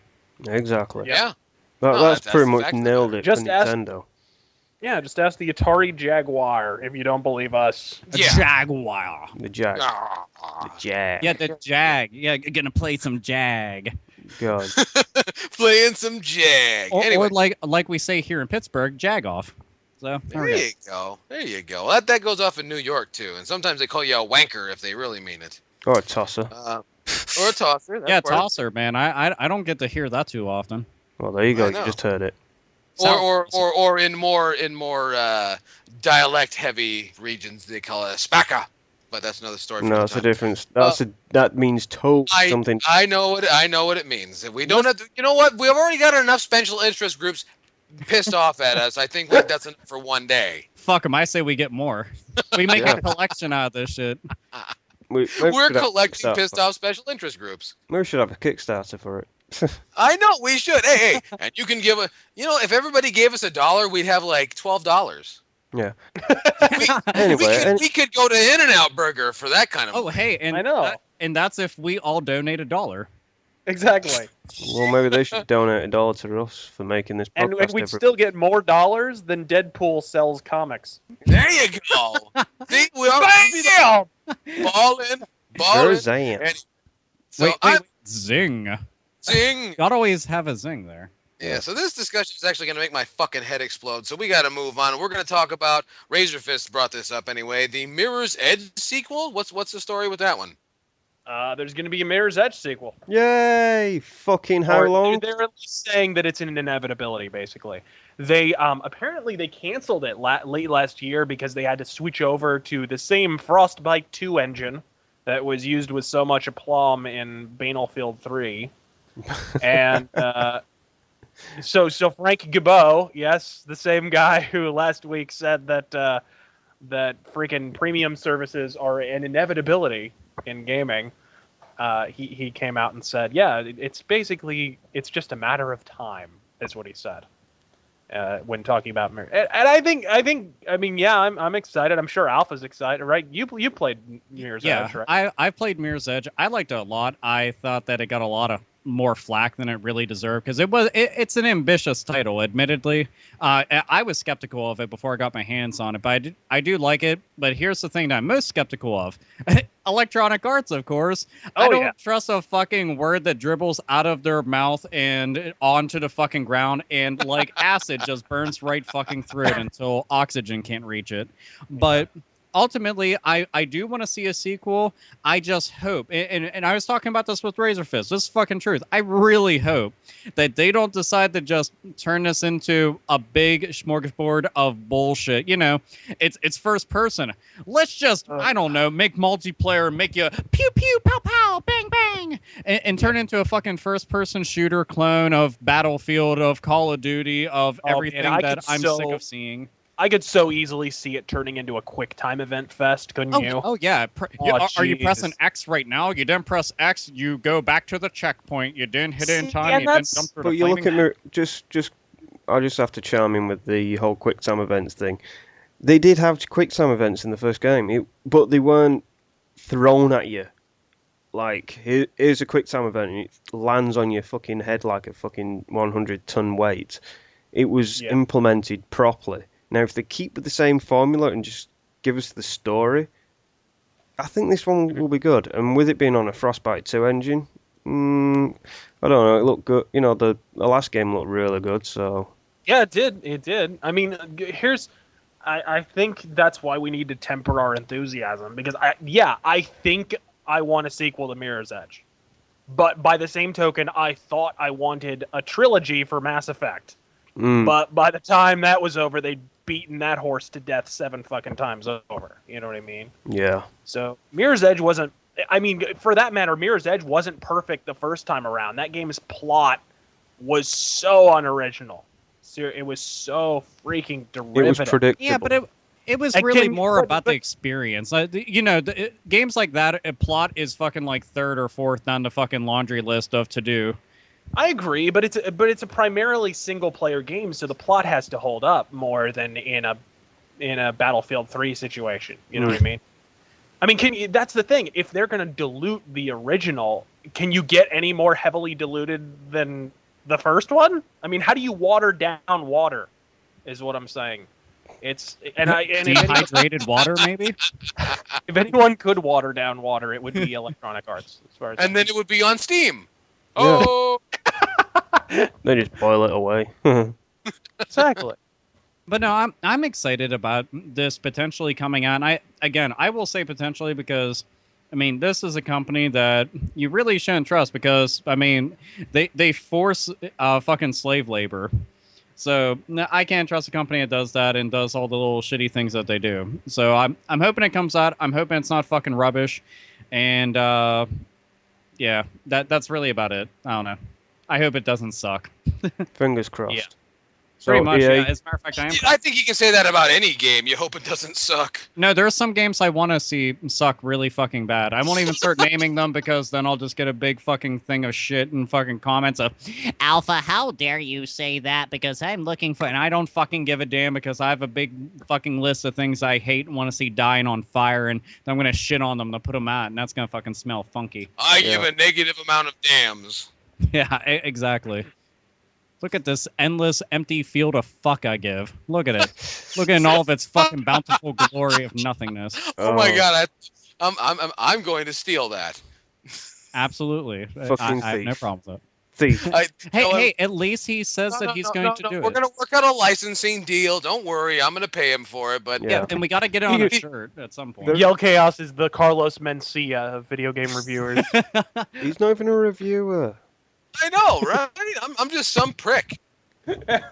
Anyway, well, that's But there is one thing I want to say about Mirror's Edge that I did like. It penalised you for using guns. Yeah, it did. That was cool. What? It was kind of thiefish that Yeah. way. Penalised you for using guns. interesting. Yeah. So what else, Gale Chaos? Do your job. Crack the whip. Crack the Hey, whip. wait a minute. Fuck you! Now that Oh, we've got get that on out of with the it. way, there's something that's been going on, and we've been talking about it in the podcast. And you know who really just delivered it? I think the best was Razor Fist. But something that Saint Magnus and I were talking about before the podcast a couple of days ago, actually, we were talking about how the game industry, the game scene that we have. Amongst gamers and what systems we use and the technology and so on. This has become an arms race to where they wonder why games are no longer profitable. Just the game budgets are skyrocketing Yeah. to pretty much to no avail. And I find it funny that we have these more advanced consoles, these better computers, and they're so advanced that they play the fucking game for you. What kind of fun is that? Exactly. I was sitting with my little brother, and I'd never sat with him to watch him play games before, and he was playing Call of Duty, and he was playing something, and with it's part of the campaign. Apparently, that still has campaigns. I didn't know that. Really? And he's going against it's sand area or something, and he gets shot full of holes, and everything is red, and he's dying. So he goes and hides behind a crate, and a few seconds later, he's all better again. Yeah. It's magical strawberry jam that he smears all over his face. That's how that works. No, because if you want to get healthy, you go find a white box with a red cross on it. Exactly. But that's what we're going to talk about right now. Is that this has to stop because you're going to reach a natural plateau with this technology. You can only go so far. You cannot be better than reality. Yeah, I mean, is anybody going to argue that? I think I would like to put forward the argument that we have already reached that plateau. Yeah.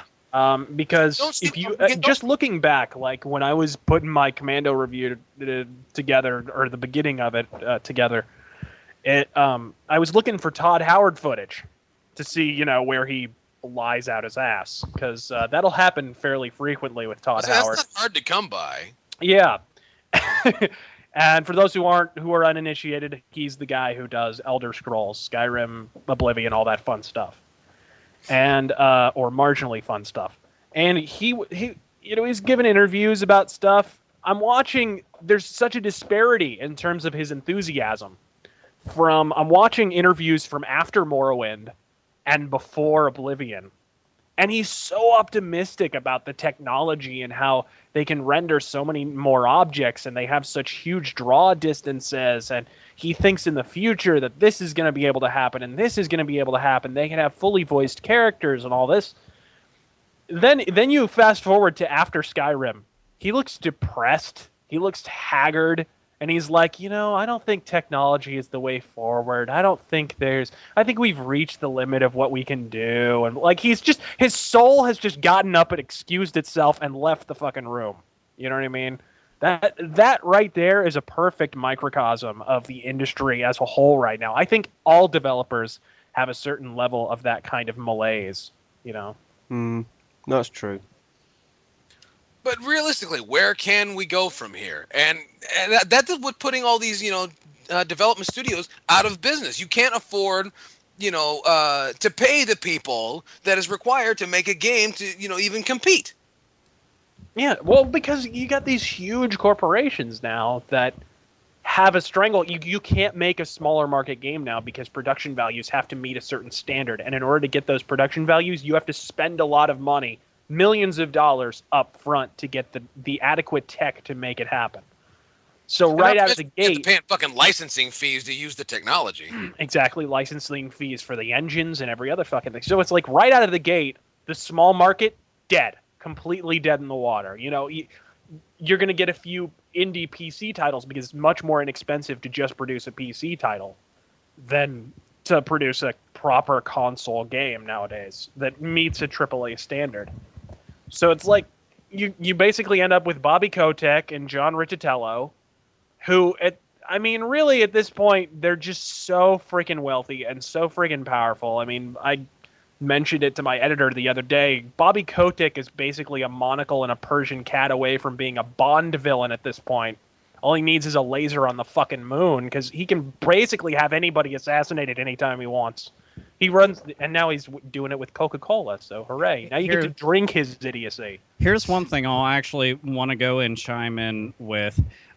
Just because other certain fucking games succeed with multiplayer and whatnot does not mean that you have to suddenly change the dynamics of a game franchise to go and meet, oh, well, everybody likes multiplayer. Well, we're going to have it too because people like that kind of stuff. And it's just, when you have forced multiplayer all the time for the sake of just having multiplayer, it's fucking retarded.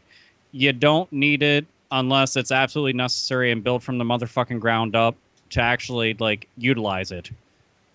No, that's exactly right. I just want to chime in with that. Well, that's the thing. They seem to be slapping multiplayer onto everything nowadays. It's like we were talking about it before with the Tekken cabs. Multiplayer nowadays just seems so slapped on. It seems to be the focus point for everything else, and nothing else is developed to the standard that it should be. Case in point was Battlefield 3. Multiplayer, fantastic, great fun. You play the story mode, you are in for a shock. It's an afterthought. It's a complete contrast to what gaming's all about. Yeah. It's sad. Well, it's literally thrown in there. Like I said, on the 360 version, the first disc is the multiplayer. Yeah. Notice that says all you need to know. There. First disc. That's all you need to know, really. First disc multiplayer, second disc campaign. That's a total afterthought. Here, how about this? This one's also a little bit annoying whenever you see it. The Nintendo Super Guide. I know that you were talking about the regenerating health thing, but whenever you can just have the game tell you exactly what to do, or do you just want to skip this? Okay, do you want to skip this too? All right, want to skip this? Cool. Why the fuck are you playing a game if you can just skip everything? There's... Yeah. Oh, what now? Hello? Hello? Yeah, I'm here. Alpha. I think we may have lost Alpha. Alpha's here. No, I'm here. All right, well, that's great. Yeah, so, that's a bunch of bullshit, but... What happened there? I don't know. Did your mic cut out? Did you have an aneurysm? What? No. I think his brain Did you have a farted. fart attack? Okay, we didn't hear the end of your little rant, I think, is what happened. Oh, okay. I'm sorry. Yeah. I Damn apologize for not technology. hearing my entire wordage thingy-majig. Yeah. Weird. Okay, yeah, basically, Nintendo Super Guide, it fucking sucks. There you go. But It's where will all this technology ultimately take us? It seems like the only thing this new technology is going to be used on is for spying on you. Well, they've already got that nailed down with the Kinect and the PlayStation Exactly. camera. Absolutely. And I cannot believe that this is where we've come. The Kinect can see you in 3D, so it can see, everything. Everything. You fap. Yeah, but just actually thinking about it now. Yeah. The PlayStation Vita and the 3DS, they've got cameras on the front. Could they be watching us as we're playing? Oh, I'm sure they are. Ooh. I'm sure they are. So, in the end, it seems that, gaming is what's pricing gaming out of the market. Yeah. Yeah, it absolutely is. And I have no sympathy for these people. It's interesting because Sainted Magnus and I were having a discussion again.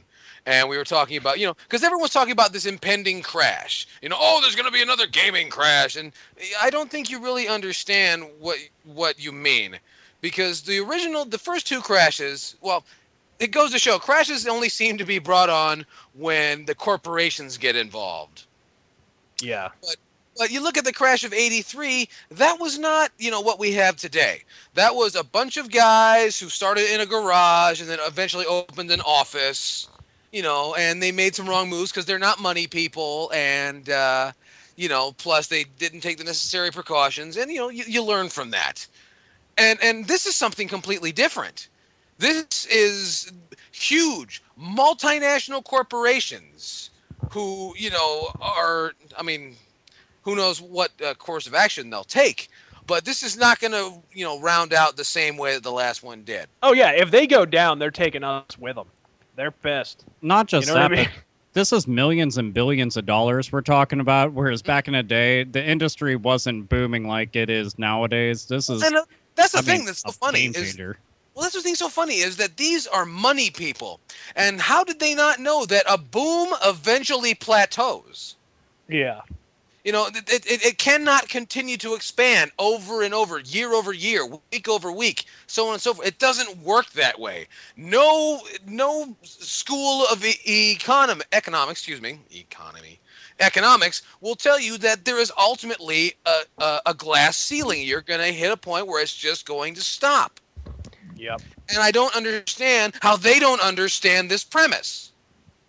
Well, they just seem to think we've got millions and millions of dollars and millions of pounds in the bank, and we can buy all these fucking games at $60 a time, and all But these also, don't consoles at forget, $400 a time. Well, what? also, don't forget, this is not a niche genre of entertainment anymore. These are Yeah. major players, and so now they're now competing with TV and with the movies and with music. You know, they're one of the front runners, and they're competing now. And you realize that if you had a product worth buying, people would buy it. But Yep. they don't seem to realize that. If you know what, No, these companies need I'm to sure give they us do. fucking money, give us fucking time, and give us fucking power to actually fix this problem that they seem to be making worse. Oh yeah, but they're not interested in that. You know, No, they they're not want interested in the opinions of real gamers. All they want is a percentage that's of the what's American way. fucking You know, earned. the Well, American. the other thing that's worse about that is to think about the developers who will slave away on a really good idea and can't get it out the door because there isn't a publisher willing to fork out the hundreds of thousands of dollars that's going to be needed to really put this game out there. So we as gamers are going to be missing out, and they're just like, well, how can I go and maintain a job? Well, I guess I'll just make what sells right now. And that's really it. It just keeps happening that way over and over again. So, I mean, maybe a crash would actually help. And that's kind of sad to say, but it might. Oh sure. Well, what's funny is it's not going to happen the way you think it would happen. Just everyone gets fucked and then the industry's down for a few years. The way I look at it, and maybe you know, maybe I'm wrong, but I think that you know these companies would just naturally recede back into doing something else. Well, You know. and I think the second video game crash, the '83 one, was, I think people have a false perception of what it was. They think that overnight every video game company went out of business, and that isn't true. It No. looked a lot like what's happening now, where Mhm. companies are closing offices and condensing their business model and getting smaller. Well, that's And exactly focusing what's on- happening. Exactly, and focusing on budget titles and things like that. That was what happened. And then it took Nintendo, who obviously remained,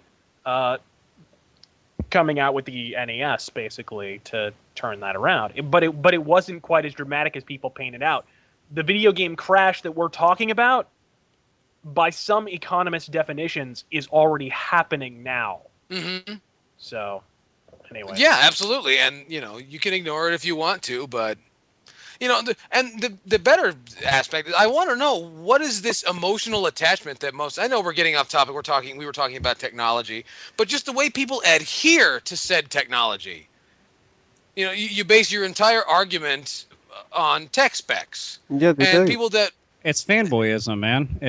I mean, it's going to be It's- anything. Marvel versus DC, Apple versus Microsoft. It's factoidism. It's going to be Sony something. versus the world. Yeah, everybody measures their fucking dicks based off of something that they support or something that they own or something that just piques their interest. And the thing is, at the end of the day, they feel like they're suddenly special because they play their games primarily on an Xbox 360 or on a PS3, or if they play only PC games. You're not fucking special because you do that. And just because you found other assholes that share that same sentiment, they're not special either. You're all fucking idiots if you think that. Just enjoy the games for what the fuck they are. And Games. if I hear somebody say, "Oh, Xbox has got better exclusives," or "Fucking PlayStation 3's got no games," or "Nintendo's got the most ingenious fucking controllers," look in the mirror, and I dare you to call yourself a gamer. A gamer, in a traditional sense, will play any game, and if he doesn't like it, he doesn't like it. If he likes it, he likes it. He'll try it. or she will try it. Get the sexism out of the way. You know. Yeah. That I you're not thought a gamer was. You're not a gamer. A gamer tries everything and Not works out what they everything. want. Come on now. You can look at something and determine that you don't like it. If you've developed any kind of bad game radar, Well, yeah, I've you got a can- bad game. you can radar. determine. I mean, I could take one look at, fucking Fracture. I could watch 5 seconds of gameplay from that piece of shit and know, wow, okay, I'm not going near that with a 10-foot pole. I You know what I know. mean? Gee, So- I thought a gamer was, some slightly pretty girl with a controller who can't get a modeling contract. Yeah, who conveniently places Xbox 360 controllers in front of her slatch. That's a gamer, right? Oh, Yeah, and that's- then after she does that, she then says, I really hate when guys just ask for me to show them my tits online. And it's like, you don't say. Well, maybe if your fucking your picture didn't have tits and a controller there, people might not be asking that so much. Yeah. Exactly. So, in boy, conclusion, don't hit you're on a me. stupid cunt. Yes. Okay, well, I'm glad we got that out of the way, but you know what?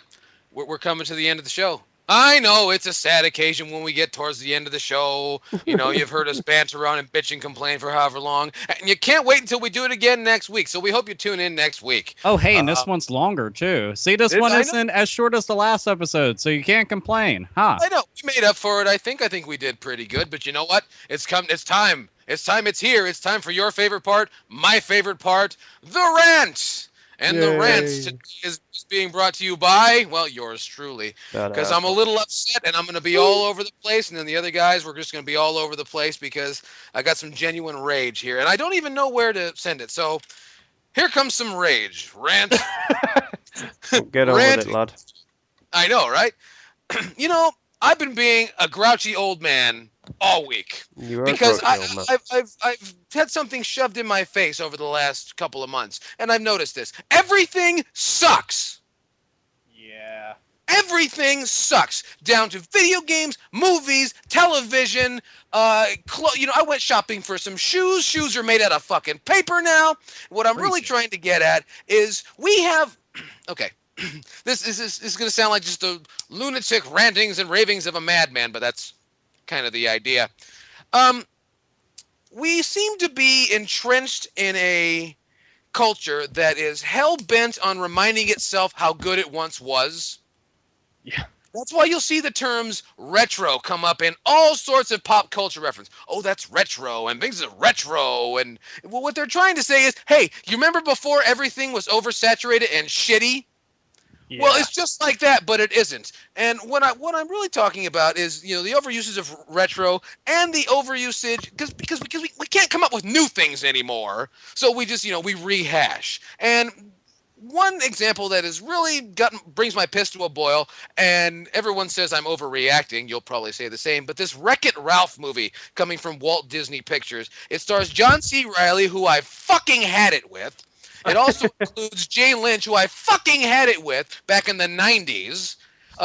There's all these game cameos and all this stuff that's supposed to be really cute. And, I'm a gamer. I was like, then you'll know that this is a slap in your face. This is Disney whitewashing what was once, something that was yours. Genuinely yours. And it's been taken away. Guys, I sound like Rush Limbaugh now, don't I? Yeah. This is your freedoms and At least in a good way. Yeah. I know, right? But Rush Limbaugh in a good way. You're not hooked on OxyContin, are you? No comment. Anyway, I fucking had it with this. We'll take that as a yes. Well, define hooked. Anyway, Yeah. so Absolutely dick. everything fucking sucked, and I personally have had it. So all the creative people in the world, you need to buy an Ouya and make a unique game. I don't know. What I do know is that everything sucks, and Enough is enough, and it's Nope. time for a change. Woo! Woo! I'm Yel Chaos, and I'm running for president. Oh, shit. God, no. Yes. I'm not old enough to be president, but Razor Fist, doesn't everything suck? Yes. Yeah, it sure does. It sure does. I'll just answer the question for everybody. Yes, it fucking does. It's like, Yeah. like you were saying before, you were going out looking for a backpack, and the backpack was made out of Yeah. fucking tracing paper. Yeah, everything is awful. Everyone is so happy to remind themselves of how great culture used to be. No matter what country you come from. Oh yeah, well things were so much greater back then, but you're obsessed with it. You think you might learn from something that happened a long time ago. When people cared. I know, it's like we're going out buying games nowadays. The game boxes will get the like fucking cheese graters with holes in them. How's that supposed to fucking protect our games? We want to find out what a certain button does in the game without having to go all the way through the fucking miles and miles and miles of fucking options that seem to be included in all these fucking games just to find out what the X button does. Oh, but we can't have a strategy guide, or not a strategy guide, but a game guide, whatever, game manual. We can't have that in there because think of the trees and global warming and Al Gore and all that We've fun been cutting stuff. trees down for fucking thousands and thousands and thousands of fucking years. Half of those fucking trees are built into houses, and those houses are still fucking standing in the UK today. Dude, we specifically grow certain types of trees just for paper now. Yeah. Yeah. What the fuck are they on about? What the fuck are these Greenpeace fucking tree-hugging Tit-Wanks on about? Save the trees!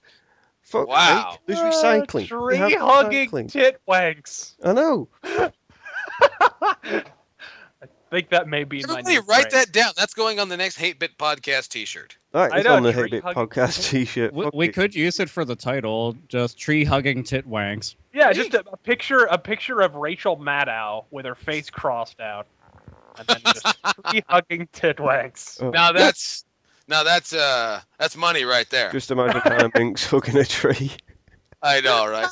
Anyway, I'd like the idea of Hannah Minks hugging anything associated with my lower body. I'll tell you what, Oh, cut her head off. We should be all right. No, I need her head there. There's certain things. Well, at least put a bag over it. Yeah. That and just, cut a hole in it. Yes.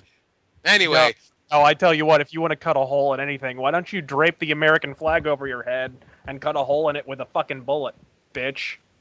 hey-oh.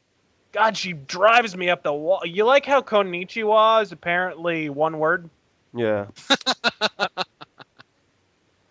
You know what? When are we going to get our own show on Fox News? I know. I know, right? And today on Fox News, we hate fucking everything. Yeah, you know. So says the token British guy. Anyway, it happened. You guys wasted another great big chunk of your life listening to the Hate-Bit podcast. We thank you for joining us. If you have any questions of any kind, please drop us, down below in the inbox, Facebook, or hatebitpodcast@gmail.com. I'm Yo Chaos, and with me as always was Razor Fist. Remember, folks, Yoshinori Ono may be at death's door, but only your repeated satanic sacrifices can ensure that door is eventually open. God fucking speed. Sainted Magnus. I have nothing to say to close, so I'll just say this. I've been Sainted Magnus. Thank you very much for watching. Oh, I'm fucking glistening. I'm going crazy. Alpha Omega Sin. Plastic bags aren't a good substitute for condoms. And if worst case scenario, use the stairs. What? There you go. And since he couldn't be with us on air, but we thank you for stopping by anyway, Mr. Hank Hill. Thank you. I tell you what. Oh.